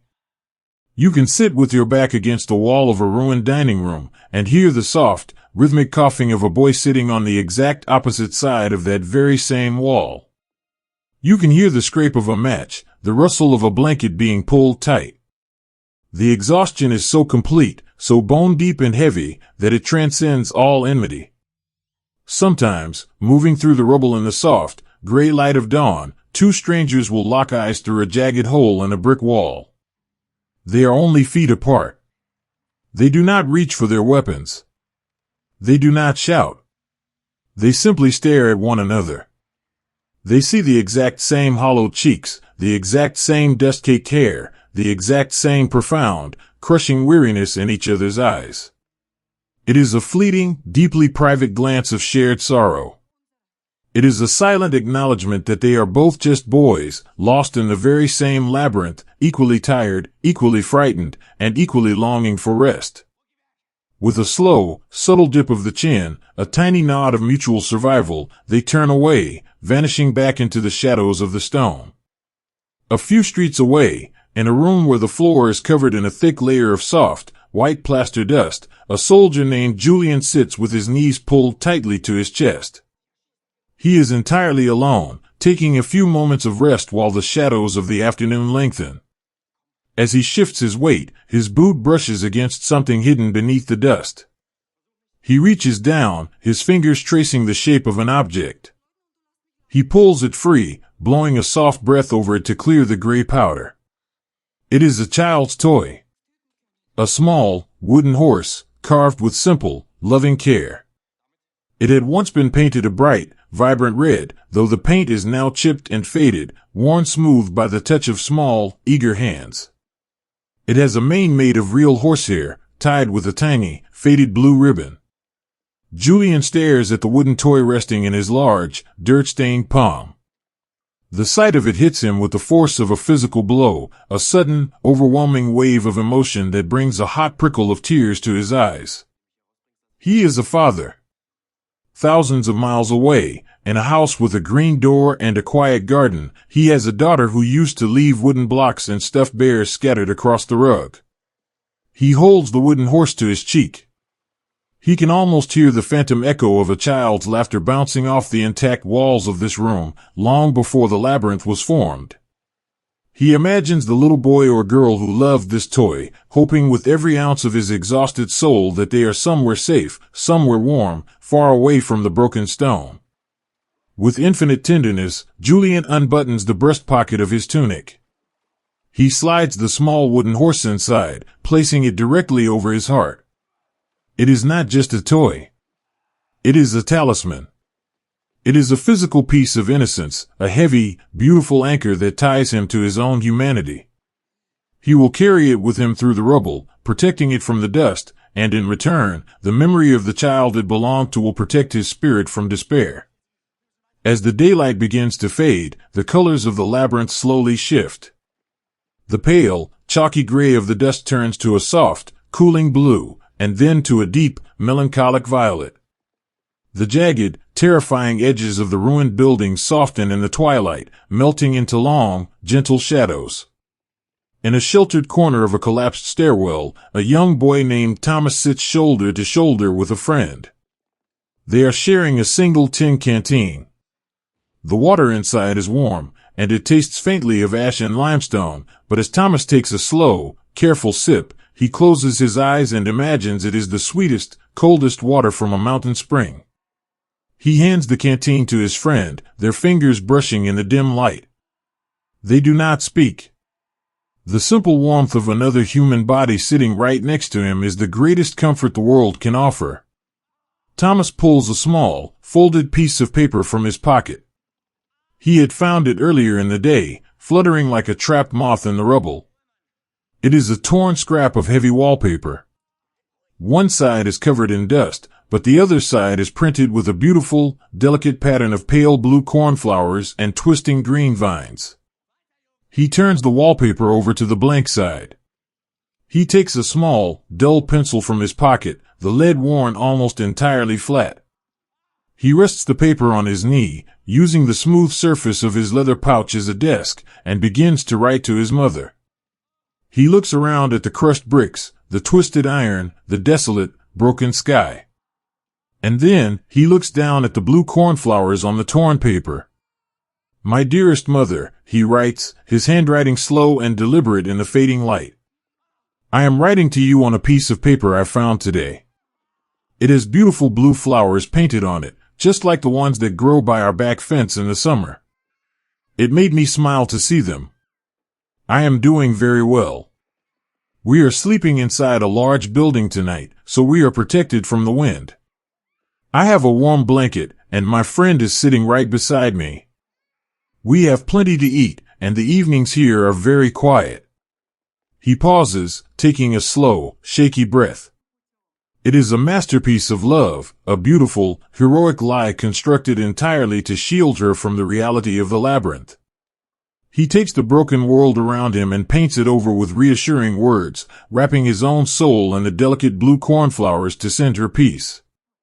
"Do not worry for me," he finishes, the pencil scratching softly against the thick paper. "I think of you every single day. I am safe. I will be home when the flowers bloom again." He folds the wallpaper carefully, protecting the words, and tucks it safely away.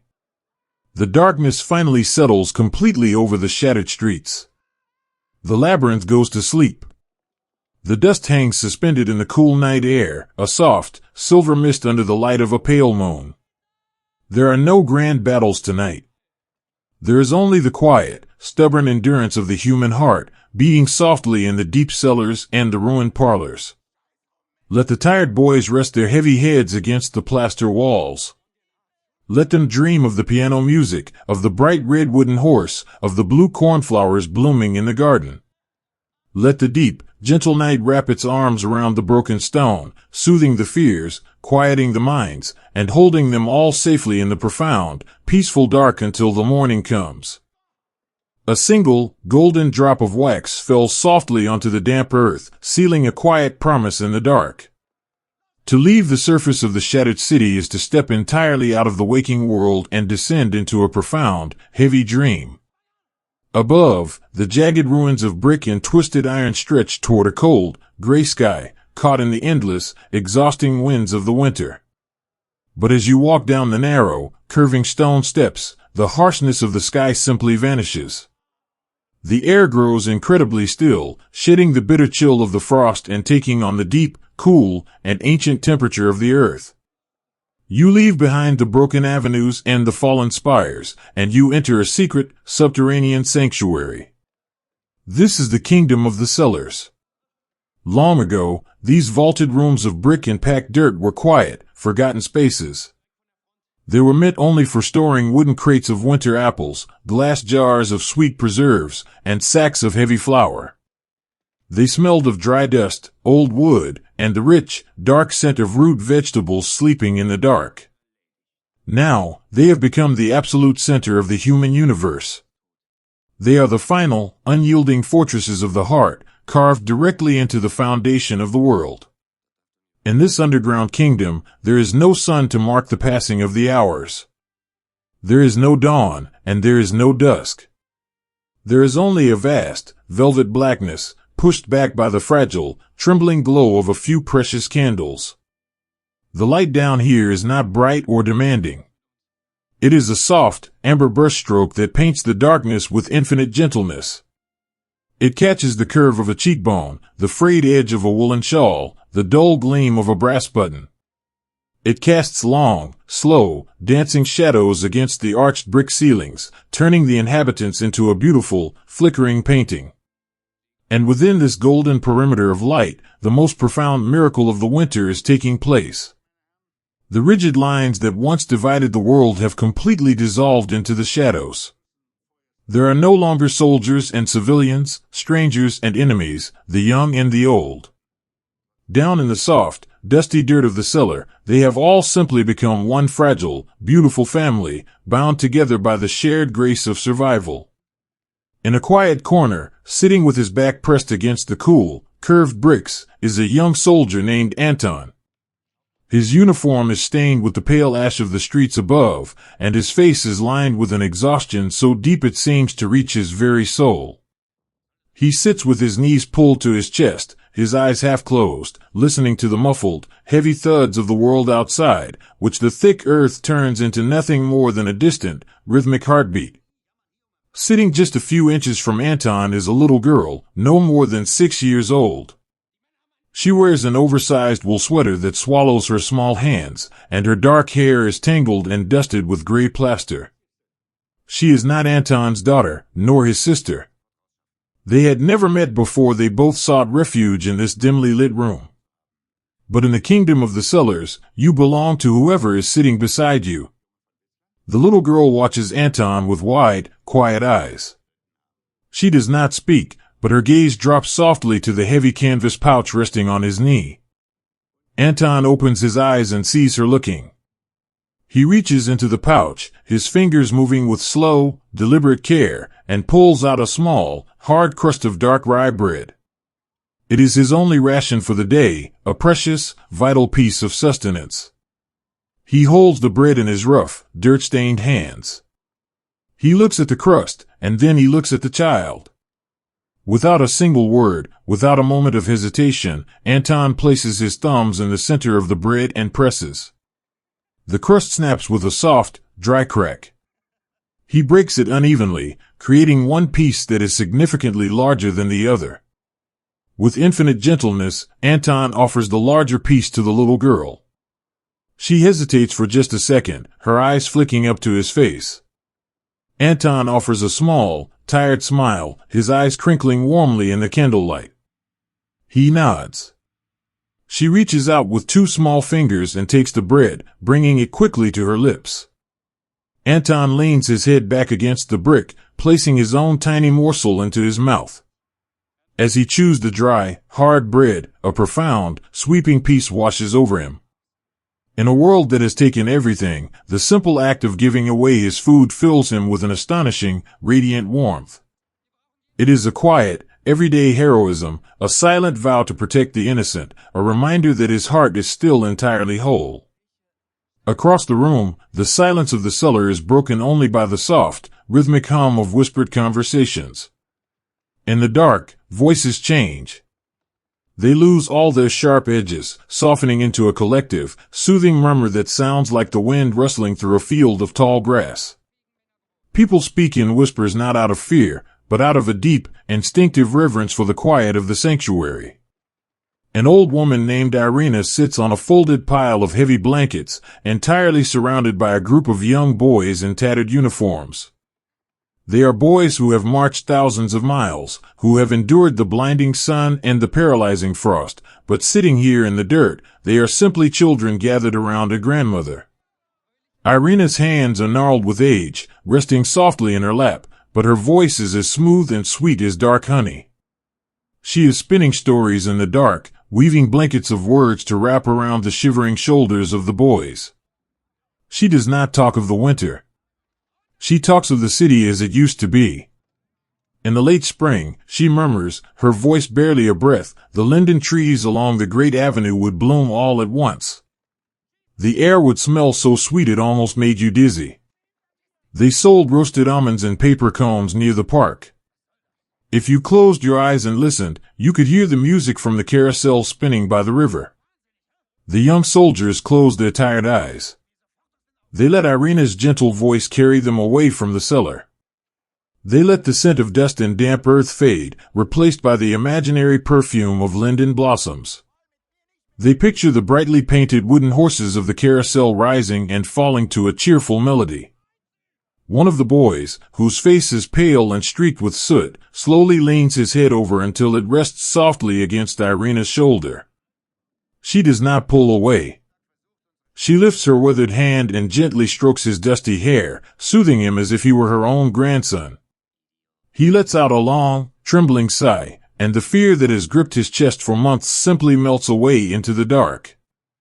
Through her stories, Irina becomes a mother to them all, offering the profound, healing medicine of a beautiful memory. In another pocket of the amber light, entirely absorbed in her own quiet world, a young woman named Clara sits with a piece of paper balanced on the flat top of a wooden crate. The candle stub next to her is burning low, a tiny pool of liquid wax gathering around the flickering wick. She holds a small piece of charcoal she scavenged from the ashes of a dead fire. She is writing to her husband. She does not know where he is, or if he will ever read the words she is pressing into the page, but writing to him is the anchor that keeps her soul from drifting away in the dark. My dearest, she writes, the charcoal scratching a soft, rhythmic lullaby against the paper. It is nighttime here, though in the cellar, it is always night. But you must not worry for me. I am not cold, and I am not alone. The people down here are so very kind. Today, a stranger offered me a cup of warm water, and it tasted like a feast. We sit together by the light of a single candle, and it feels as though we are gathered around the brightest hearth in the world. She stops writing for a moment, looking up at the softly illuminated faces around her.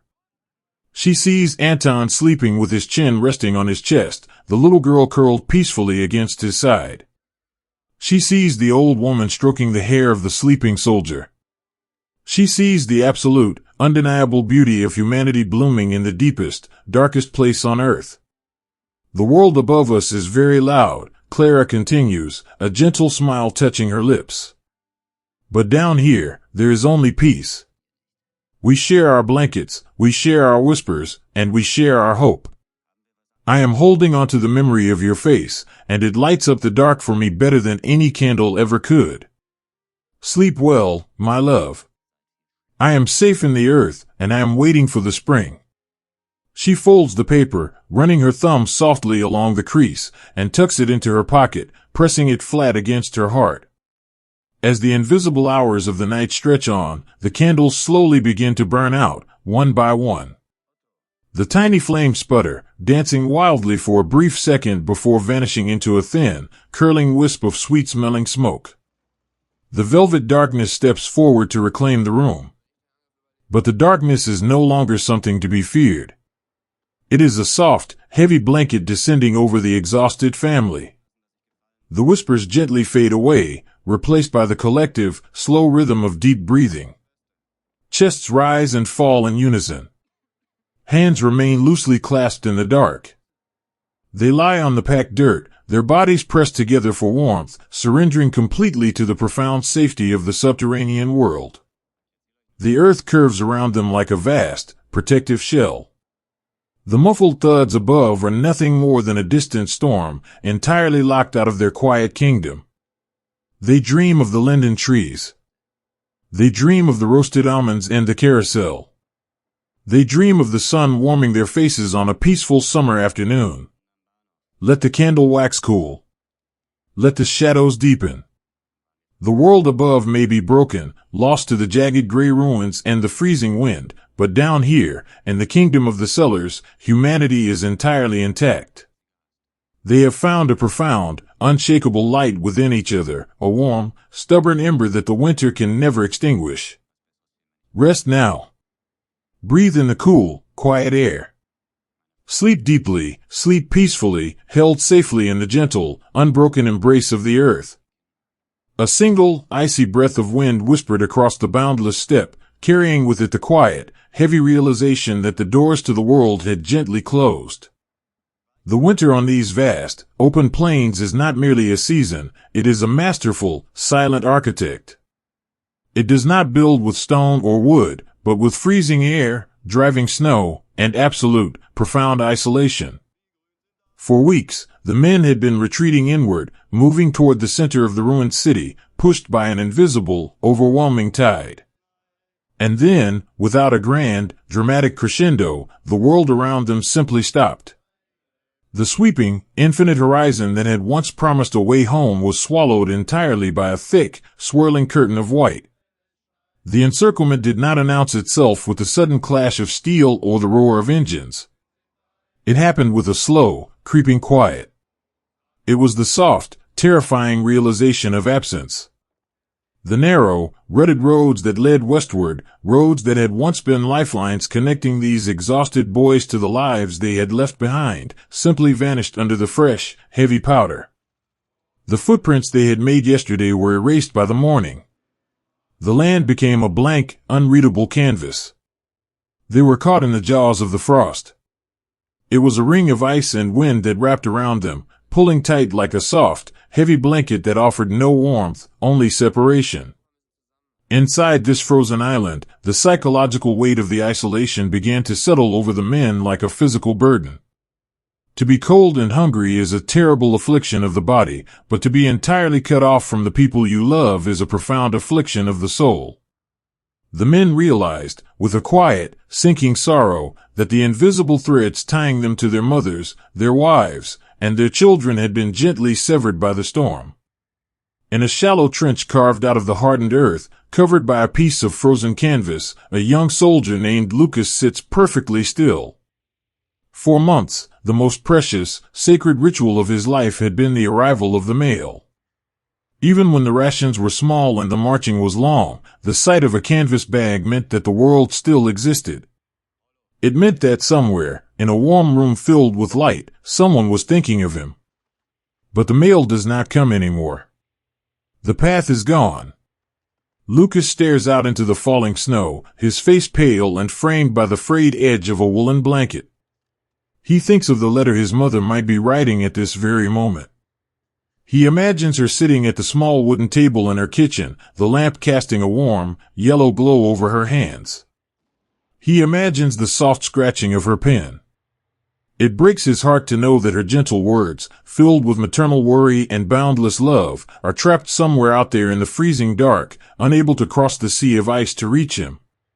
To soothe the deep, aching loneliness in his chest, Lucas reaches inside his tunic. His fingers, numb and clumsy, trace the familiar, worn edges of an old letter. It is the last one he received, delivered weeks ago before the sky turned to white. He does not need to unfold it, the paper is too fragile, and he has memorized every single curve of the ink. He holds the folded square against his cheek. The paper is cold, but the memory it holds is radiant and warm. He closes his eyes and listens to her voice in his mind. She tells him about the early frost in their valley, about the neighbor's dog having puppies, about the smell of roasting apples on the stove. He wraps himself in her voice, building a fortress out of her words to keep the howling wind at bay. He is entirely cut off from the physical world, but in the quiet sanctuary of his own mind, he is sitting right across the table from her, entirely safe, entirely loved. A few streets away, in the deep, vaulted cellar of a ruined bakery, the air is thick with the smell of dust and old brick. Here, another young boy named Thomas sits in the corner, hunched over a heavy metal radio set. The dials are cold, the glass tubes glowing with a faint, weak amber light. Thomas wears a heavy pair of leather headphones over his ears, his hands resting gently on the tuning knobs. The radio was brought here to receive orders, to map the grand, sweeping movements of the armies. But there are no orders coming through the static anymore. The military frequencies are nothing but a vast, echoing hiss, like the sound of an endless, empty ocean. Yet, Thomas does not turn the radio off. He slowly, patiently turns the dial, millimeter by millimeter, searching through the crackling void. He is not looking for generals or commanders. He is looking for humanity. He is fishing in the dark for a single, fragile voice from the outside world, a tiny spark of sound to prove that the earth has not completely stopped spinning. Suddenly, his hand freezes. Through the heavy curtain of static, a sound emerges. It is incredibly faint, drifting in and out like a ghost, but it is unmistakable. It is a violin. Somewhere, hundreds or perhaps thousands of miles away, beyond the ring of ice, beyond the falling snow, a radio station is broadcasting a piece of classical music. It is a slow, mournful, achingly beautiful melody. Thomas's breath catches in his throat. He reaches out and gently touches the shoulder of the older soldier sleeping next to him. The older man wakes, his eyes wide with the sudden fear that always accompanies waking in the dark, but Thomas offers a small, reassuring smile. He carefully lifts one side of the headphones and presses it against the older man's ear. They sit together in the freezing dirt, their heads tilted toward each other, completely silent. They listen to the delicate, soaring notes of the violin. To these isolated men, it is not just music, it is a miracle. It is a golden thread of sound connecting them to the grand, beautiful tapestry of human life. It means that somewhere, people are sitting in warm concert halls. It means that art still exists. It means the world has not ended. For 3 minutes, the walls of the cauldron entirely disappear, and they are transported away on the wings of the melody, resting in a space of pure, transcendent peace. When the music fades back into the hiss of static, the older man reaches out and rests his hand on Thomas's shoulder, a silent, profound thank you for sharing the most precious thing in the world. As the realization of their complete isolation settles deeper into the minds of the men, a strange, beautiful transformation begins to take place. When the horizontal world is closed off, when there is no way forward and no way back, the human spirit turns inward. The men stop looking at the horizon, and they begin to look at each other. The petty grievances, the rigid ranks, the trivial concerns of the past all melt away in the crucible of the frost. They form intense, unbreakable bonds with the men sitting next to them. They become small, fiercely loyal families, bound together by the shared breath in their lungs and the shared shivering of their shoulders. In a narrow dugout completely buried under the snow, 2 men sit huddled beneath a single piece of canvas. The younger one, a boy named Peter, is trembling. It is not just the cold, it is the panic of claustrophobia, the terrifying weight of knowing there is no way out. The walls of snow seem to be pressing in on him, shrinking the universe down to the size of a coffin. His breathing becomes shallow and fast. The older man, a quiet former schoolteacher named Matthias, senses the boy's rising terror. He knows that fear is a far more dangerous enemy than the frost. He shifts his weight, moving closer to Peter, and speaks in a low, steady, mesmerizing whisper. Peter, Matthias murmurs, his voice smooth and calming, like water flowing over stones. Do not look at the snow. Close your eyes. I want you to take me to your house. Peter blinks, confused, his chest still heaving. My house? Yes, Matthias says gently. Take me home. We are walking up the path. What does the front door look like? Peter closes his eyes. He takes a shaky breath, his mind grasping for the lifeline Matthias has thrown him. It is oak, he whispers. Heavy oak. With a brass handle that is always a little loose. Good, Matthias says, his voice a steady, rhythmic anchor. Open the door for me. Let us walk inside. What do we smell? Floor wax, Peter says, his breathing slowly beginning to even out. My mother always polishes the wood on Sundays. And there is a bowl of dried lavender on the hallway table.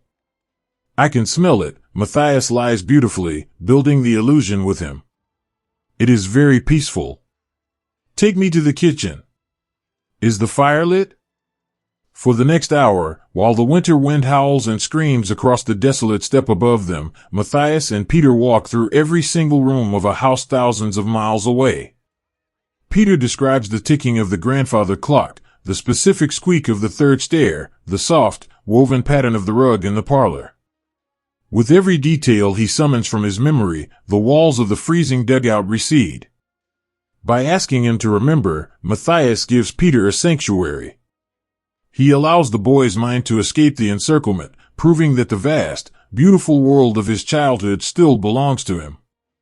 The mind is a magnificent thing. It can construct a warm, brightly lit home in the middle of a frozen wasteland. Peter's trembling stops entirely. He leans his head against Matthias's shoulder, entirely lost in the warm corridors of his own home, and falls peacefully asleep. The night stretches out, vast and immeasurably deep. The jaws of the frost hold the city tight, sealing it inside a kingdom of absolute white. The men are cut off from the mail trains, cut off from the roads, cut off from the physical touch of the families they love so dearly. But sitting in the dark, clutching their faded letters, listening to the phantom music in the static, and guiding each other through the safe rooms of their memories, they realize a profound truth. The wind can bury the roads, and the ice can stop the wagons, but absolutely nothing can encircle the human heart. Love does not require a supply line. It does not freeze in the snow. It is a quiet, eternal flame that burns brightly inside their chests, keeping their humanity perfectly intact. Let the snow fall heavily upon the plains. Let the wind sing its mournful, lonely song. Down in the trenches and the cellars, the boys are not truly alone. They carry the entire world within them. Rest now, tired travelers. Let your minds wander the warm, sunlit paths of your memories. The ice may hold the earth, but you are free. Sleep deeply, held safe in the invisible, unbreakable embrace of the love waiting for you in the distance. The stars burned like cold, silver candles over the frozen ruins, keeping watch over a world that had suddenly, inexplicably, fallen entirely silent. It is the holiest night of the year, and a profound, breathtaking hush has settled over the great, white cauldron. The endless, terrifying thunder that has shaken the earth for months has gently faded away, replaced by the soft, hypnotic whisper of the falling snow. It drifts down through the shattered roofs and the broken beams, a pristine, glittering blanket that covers the scars of the city with absolute purity. The wind, which had howled so bitterly across the open steppes, has quieted to a gentle, mournful sigh. Even the earth itself seems to be resting, holding its breath in reverence for the silent night. Deep beneath the rubble, in the dark, vaulted cellars and the frozen trenches, the men are huddled together. They are starving. Their uniforms hang loosely from their hollowed frames, and their faces are pale, worn thin by the crushing weight of the winter. But tonight, the gnawing ache in their stomachs and the biting chill in their bones are miraculously pushed away. The physical world, with all its cruelty and deprivation, simply recedes, giving way to the overwhelming, radiant power of memory. Tonight is Christmas Eve. In a small, subterranean room, lit only by the trembling, golden light of a single scavenged candle stub, a group of boys has created a fragile monument to home. They have found a bare, broken branch of a birch tree and stood it upright in a rusted tin bucket filled with frozen dirt. There are no glass ornaments, no glittering lights, no velvet ribbons. Instead, they have decorated their humble tree with tiny, carefully folded pieces of silver foil saved from old tea rations. They have hung small, carved pieces of wood, and a single, faded paper star rests at the very top. To anyone else, it would look like a collection of debris. But to the men sitting in a circle around it, their eyes shining with unshed tears in the candlelight, it is the most beautiful tree in the whole world. It is a beacon of their humanity, shining brightly in the dark. Word has passed quietly through the cellars that a final flight is leaving the ice. A last canvas bag is being collected to carry mail back across the frozen plains, back to the world of the living. It is a silent, heavy realization. They know, with a quiet, heartbreaking certainty, that this is the end of the line. These will be the last words they ever send. And so, in the soft, amber glow of the candle, the men pull out their wrinkled scraps of paper. They hold tiny, dull stubs of pencils in hands that are stiff and blue with the cold. They lean over their makeshift desks, a folded blanket, a flat stone, the back of a freezing friend, and they begin to write. They do not write of the starvation. They do not write of the despair or the walls of ice that have closed in around them. In their final moments of connection with the earth, they choose to write only of love. They use their words to build a warm, brightly lit room, stepping inside it one last time to sit with the people they hold most dear. A father named Johannes leans his back against the cold, brick wall. He is writing to his wife, his handwriting trembling, not entirely from the cold, but from the immense, overflowing weight of his heart. My dearest, my beautiful Anna, he writes, his pencil moving with slow, deliberate tenderness. It is Christmas Eve, and the night here is incredibly quiet. I have closed my eyes, and I am sitting right there with you in our parlor. I can see the fire blazing in the hearth. I can smell the pine needles, and the sweet scent of the roasting goose drifting in from the kitchen. I can see the red ribbons you always tie around the backs of the wooden chairs. Johannes stops, swallowing the tight, aching lump in his throat.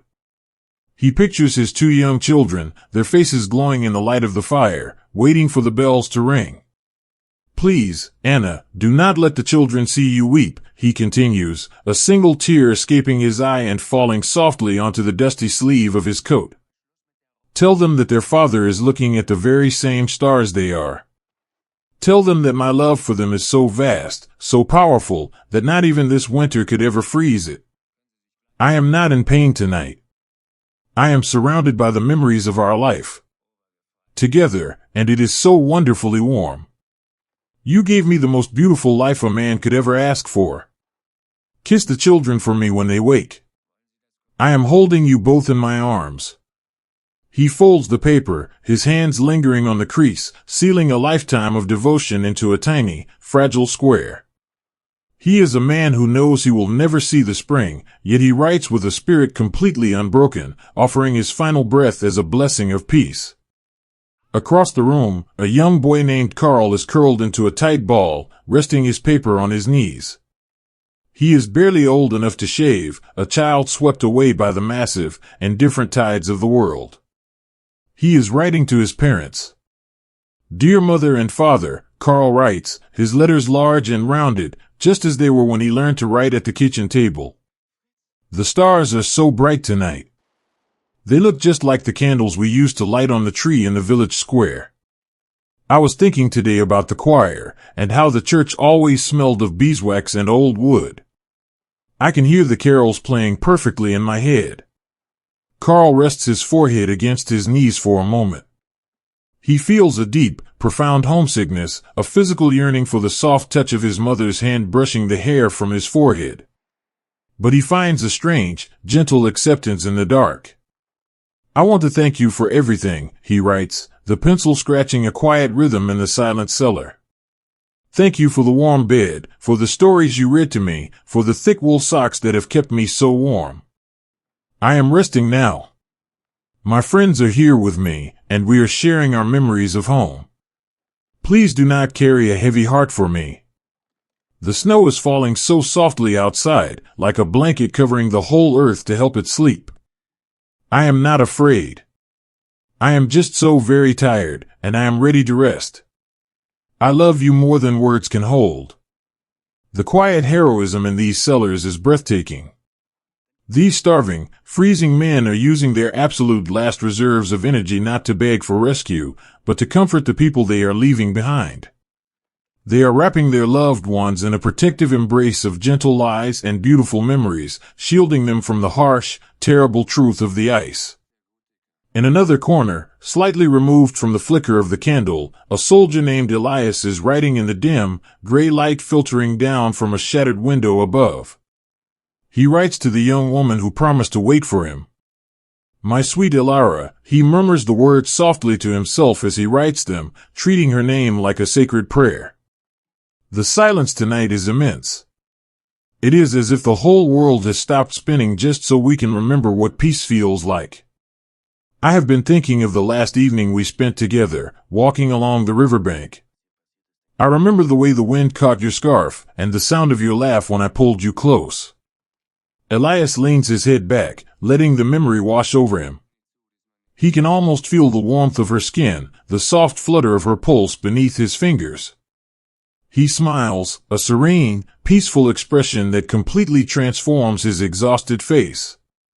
I know now that I will not be coming back to walk by that river, he writes, his hand moving smoothly, guided by a profound, radiant clarity. But you must not let that break your beautiful spirit. The love we shared is eternal. It exists outside of this cold, outside of this dark room. When the spring finally comes, and the ice melts, I want you to walk by the water again. When you feel the warm sun on your face, know that it is my love touching you. When you hear the birds sing in the linden trees, know that I am finally at peace. Live a long, beautiful life, my Alara. Drink the sweet wine, dance in the summer rain, and know that I am smiling down at you from the stars. He finishes the letter, his heart impossibly full. There is no regret in his chest, only a deep, overflowing gratitude for having known such a magnificent love. The candle in the center of the room slowly begins to burn down. The golden light trembles, casting long, fading shadows against the brick walls. The men finish their letters. They fold them, tie them with scraps of thread, and place them carefully into a single, canvas sack. It is a sack heavy not with paper, but with the combined weight of 1,000 human souls. It is a collection of the purest, most desperate love the world has ever known. As the sack is carried away into the dark, up the frozen steps and out into the waiting night, the men do not weep. A strange, transcendent calm has settled over the cellar. The act of writing, the act of pouring their entire hearts onto the page, has emptied them of their sorrow. They have said their goodbyes. They have made their peace with the world. The tiny candle flame sputters one last time and gently goes out, leaving the room to the soft, velvety darkness. The men lie down on the cold earth. They pull their thin, tattered coats tightly around their shoulders, curling into one another for the last remaining warmth. They do not talk. They simply listen to the quiet, rhythmic breathing of their brothers in the dark. Above them, the snow continues to fall, an endless, silent curtain of white. It covers the ruins, it covers the frozen roads, it covers the grand, terrible mistakes of the world. It buries the hatred and the fear beneath a pristine, shimmering layer of frost. In the minds of the sleeping boys, the cauldron has completely disappeared. Johannes is sitting by the blazing hearth, watching his children unwrap their wooden toys. Karl is standing in the back of the warm, wooden church, listening to the choir sing of peace on earth. Elias is walking hand in hand with his beloved, the warm summer sun shining on their faces. They are no longer soldiers. They are fathers, sons, and lovers, entirely free from the jaws of the winter. They have traveled across the ice, carried on the wings of their beautiful, heartbreaking letters, and they have finally arrived home. Let the winter wind sing its quiet, mournful lullaby over the steppes. Let the silver stars keep their eternal watch. Deep beneath the earth, in the silent, holy dark, the boys are sleeping. They are perfectly still. They are completely at peace. And wrapped in the eternal, unyielding warmth of their memories, they rest gently in the infinite, loving embrace of the night. A single, warm breath bloomed in the freezing air, lingering for a quiet moment before melting gracefully into the infinite white. The great, terrible storm of the world has finally run its course. The heavy, shuddering thunder that tore the earth apart for so many months is completely gone. The roaring engines, the shouts, the frantic, desperate march, all of it has been swallowed by a silence so deep, so vast, that it feels like the inside of an empty, ancient cathedral. The sky has softened to a pale, milky gray, muting the sharp, jagged edges of the ruined city and painting the desolate steppes in delicate shades of pearl and ash. The wind no longer howls across the plains. It merely sighs, a low, mournful, and incredibly gentle hum that brushes through the fallen beams and the ruined walls. For the exhausted boys wrapped in the ruins, the world has simply stopped demanding that they move. The human body is a beautiful, miraculous thing, and it possesses a profound, quiet wisdom. It knows when the journey has finally reached its end. The biting, agonizing pain of the deep frost, the sharp ache that has tormented these men through the endless, dark nights, slowly begins to ebb away. It does not leave with violence. It recedes like the tide pulling back from a quiet shore. In its place comes a strange, heavy numbness, and then, miraculously, a soft, spreading warmth. It is as if a thick, heavy woolen blanket has been draped over their tired, aching shoulders by an unseen, loving hand. The violent shivering that has racked their frames completely stops. The tight, defensive clenching of their muscles gently relaxes. The frantic, terrified beating of their hearts slows down to a steady, rhythmic, and peaceful hum. The profound, suffocating panic of the encirclement simply evaporates, lifting from their minds like a morning mist burning off a quiet lake. They are no longer frightened. They are just so incredibly, beautifully tired. Deep within the subterranean labyrinth, and the collapsed cellar of what used to be a grand library, the shadows are long and soft. Here, the rigid lines drawn by maps and generals have entirely dissolved into the dust. Two boys sit slumped against a crumbling brick wall. They are wearing different uniforms. They speak different languages. They were sent across the world to stand as enemies. But here, in the quiet dark, the uniforms are nothing more than heavy, useless cloth. The flags have lost all their color in the gray light. They are no longer soldiers. They are just two boys, incredibly far from home, sitting together at the end of the world. The boy on the left, whose face is pale and serene, turns his head slowly. He looks at the stranger sitting beside him. He sees the same hollow cheeks, the same frost-covered eyelashes, the same quiet surrender in his eyes. There is no anger left in him. There is no hatred. The vast, empty cruelty of the winter has stripped all of that away, leaving only the purest, most fundamental core of their shared humanity. With a slow, trembling hand, the boy on the left reaches out. His fingers, numb and stiff, brush against the sleeve of his former enemy. It is a tiny, fragile gesture. A silent acknowledgement of the brotherhood of the fallen. The boy on the right does not pull away. He turns his head, his eyes meeting the stranger's in the dim, fading light. He offers a small, faint nod. It is a look of absolute, profound understanding. They do not need to speak. Their souls are communicating in the quiet language of shared exhaustion. Slowly, deliberately, the boy on the right leans his weight to the side, resting his head gently against the other boy's shoulder. They lean into one another, pooling the very last, fading embers of their body heat. They close their eyes together.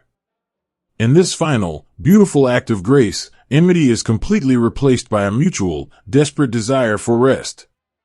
They are no longer alone in the dark. They are brothers, holding each other as they drift toward sleep. In another pocket of the ruins, hidden beneath the collapsed archway of a stone courtyard, a young soldier named Julian sits with his hands resting quietly in his lap. He had wanted to write one last letter to his wife.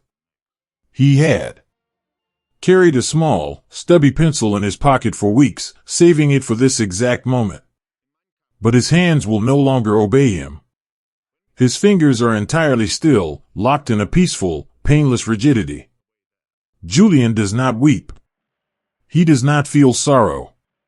He simply leans his head back against the cold stone, closes his eyes, and begins to write the letter in his mind. He builds the memory with absolute, painstaking clarity, using the final, brilliant sparks of his imagination to transport himself thousands of miles away. In his mind, he is walking down the long, winding dirt lane that leads to his farmhouse. He can hear the satisfying crunch of the gravel beneath his boots. He can smell the sweet, damp scent of the pine trees lining the road. He reaches the wooden gate. He hears the familiar, comforting squeak of the rusty hinge as he pushes it open. He walks up the steps to the porch, his heart fluttering with a light, joyous anticipation. He turns the brass handle of the heavy front door and steps inside. The warmth of the house washes over him like a physical wave. He can smell the rich, savory scent of a stew simmering on the cast-iron stove. He can smell the beeswax polish on the wooden floors. And then, he sees her. She is standing by the kitchen table, the afternoon sun catching the golden strands of her hair. She turns to him, her eyes widening with a beautiful, radiant surprise, and she smiles. Julian steps fully into the memory. He leaves the ruined courtyard, the gray ash, and the freezing wind entirely behind. He steps into the light of his own home. He feels her arms wrapped tightly around his neck. He breathes in the scent of her skin. He is safe. He is warm. He is exactly where he belongs. Wrapped in this perfect, unbroken illusion, Julian's breathing slows. He lets out a single, long, peaceful sigh, and he simply lets go, slipping away into the beautiful dream he has constructed, never to return to the cold. The transition from life to whatever lies beyond is not a dramatic, violent struggle. It is portrayed by the earth with the utmost gentleness and reverence. It is like watching a candle burn down to its very base. The flame does not fight the darkness.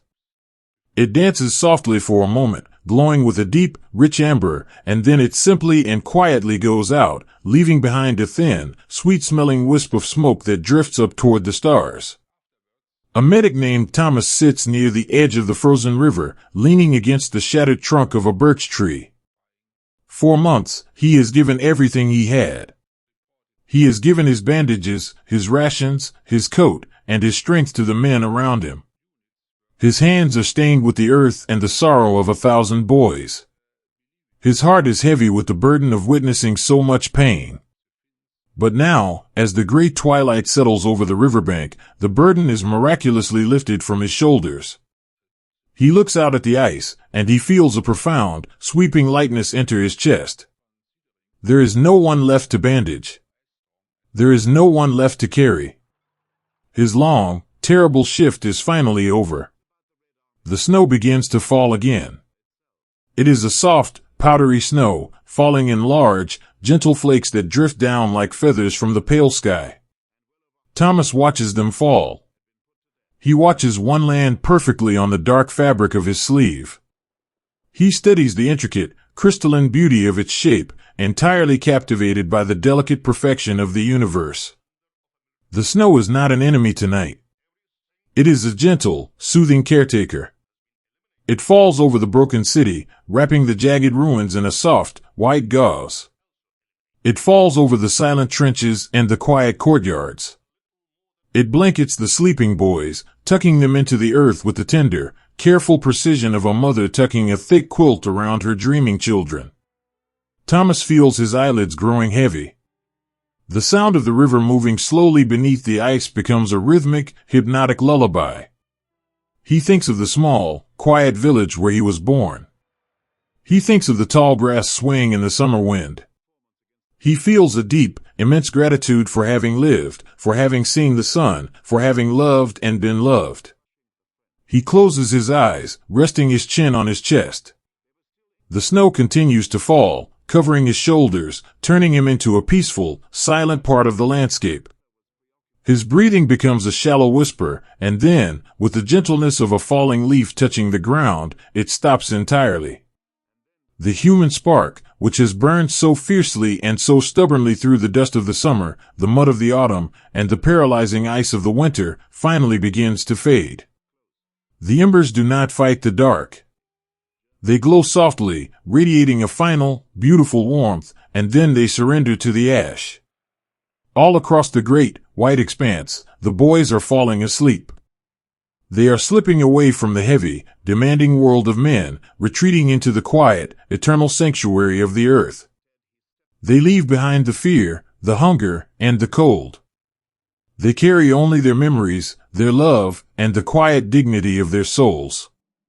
The stars emerge in the clearing sky, burning with a bright, eternal light. They look down upon the vast, silent plains, watching over the fallen with a cold, beautiful impartiality. The earth, which has been torn and scarred by the footsteps of so many, now opens its arms to cradle its weary sons. It does not judge the uniforms they wore. It does not care about the flags they carried.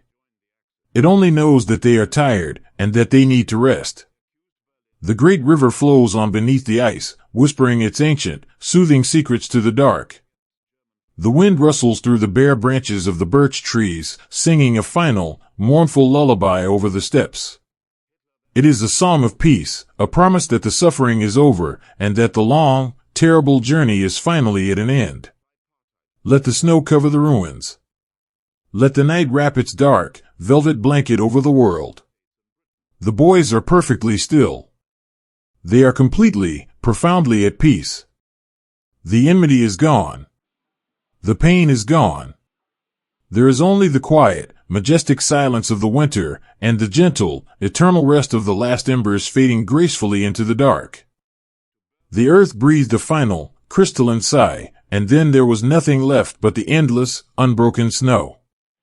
If you were to stand now on the high, chalky bluffs overlooking the great river, you would not hear the thunder of machines, nor the shouts of men, nor the terrible, shuddering groans of a city falling apart. All of that noise, all of that frantic, blinding fury, has been entirely swallowed by the vast and ancient quiet of the winter. The world has been swept clean. The sky is a flawless, pale dome of pearl, casting a soft, diffuse light over a landscape that stretches out in every direction, an infinite ocean of absolute, pristine white. The snow has fallen for days, a slow, gentle, and relentless curtain of silver flakes. It is the snowfall of profound mercy. It does not judge the earth it lands upon. It simply covers it. It has settled heavily over the shattered rooftops and the broken stone canyons of the city, softening every jagged edge, turning the ruins into gentle, rolling hills of powder. It has covered the deep, muddy craters and the rusted iron tracks left upon the steppes. It has laid a thick, shimmering blanket over the plains, burying the scars of the year deep beneath the frost. In this magnificent, frozen silence, the landscape is slowly returning to itself. The great river, which just months ago mirrored the fires of the burning sky, is now locked in a deep, peaceful slumber. The water has turned to thick, clouded glass, a solid road of ice that hums with a low, resonant tone when the cold wind sweeps across its surface. The bare branches of the birch trees along the banks are entirely encased in hoarfrost, transforming them into delicate, glittering sculptures of spun sugar. Beneath this heavy, beautiful blanket, the boys who walked so far to get here are finally resting. They are no longer soldiers caught in the sweeping, tragic currents of history. The grand lines drawn on maps, the flags, the borders, and the bitter enmities of the world have entirely dissolved in the ice.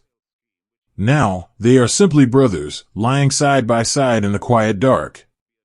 The earth has taken them all back with the same gentle, impartial embrace.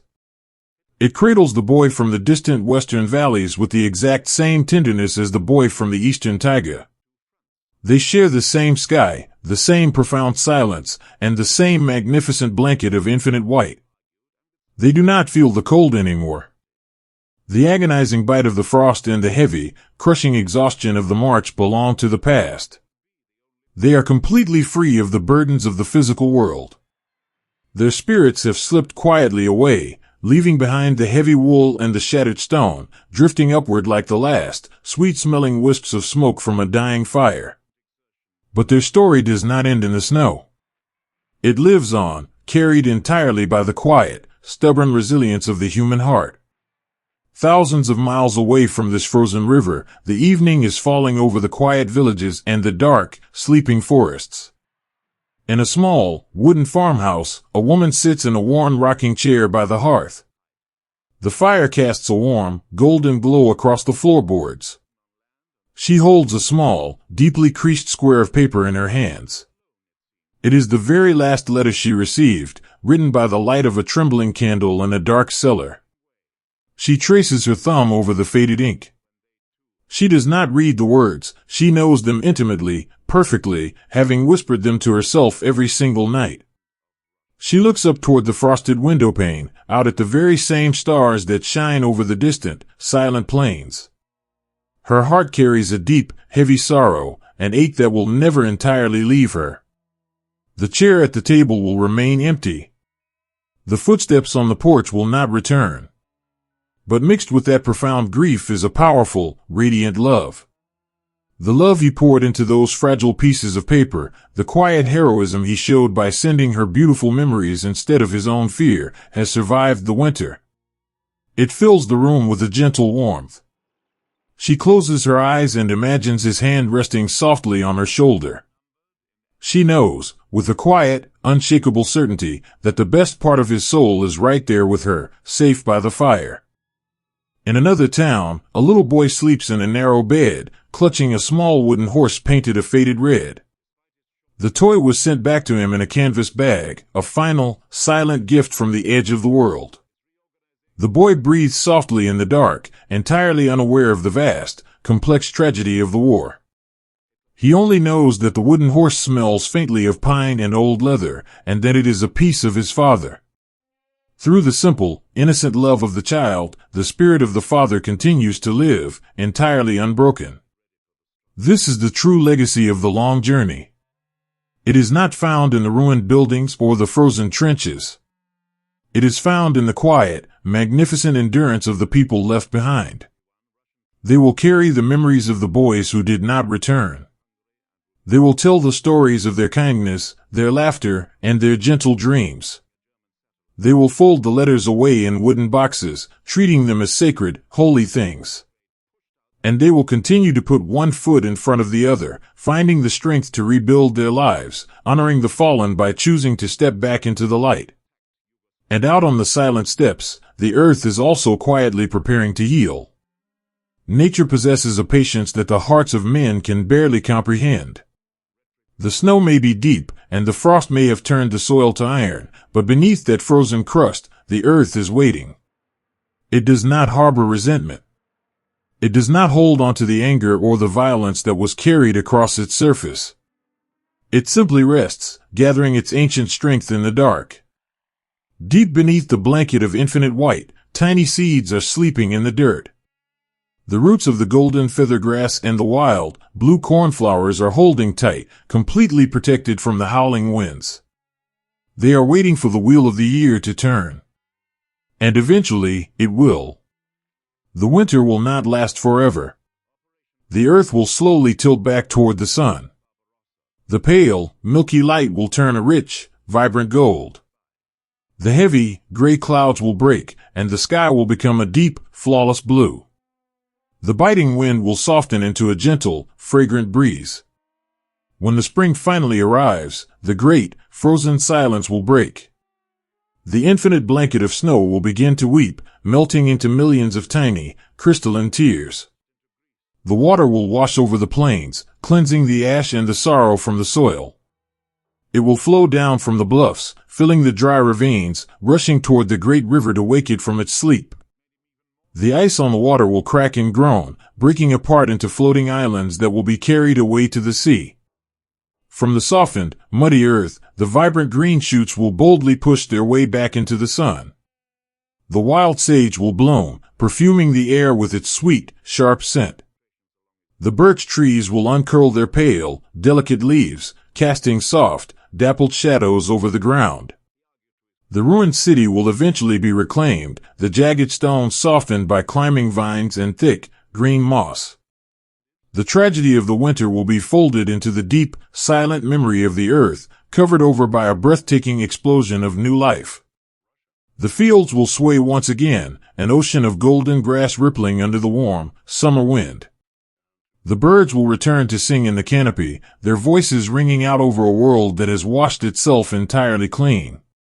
But for tonight, the promise of the spring is still a secret kept safe beneath the ice. The night deepens over the vast, white world. The moon rises, a perfect, glowing pearl in the velvet dark, casting long, peaceful shadows across the snowdrifts. The air is so still, so profoundly quiet, that you can almost hear the slow, majestic turning of the stars. It is a time for rest. The long, terrible march is finally over. The blinding sun of the summer, the heavy mud of the autumn, and the biting frost of the winter have all faded into the past. There is nothing left to fear. There is no more pain, and there is no more sorrow. Let the gentle snow continue to fall. Let it tuck the sleeping earth in, wrapping it in a soft, flawless cocoon. Let the tired minds of the world finally find their peace. Breathe in the cool, clean air. Feel the absolute stillness of the night wrapping around you, a protective, comforting embrace. The world is quiet. The world is safe. Sleep now, held gently under the watchful, eternal light of the stars, resting forever beneath the beautiful, unbroken blanket of infinite white.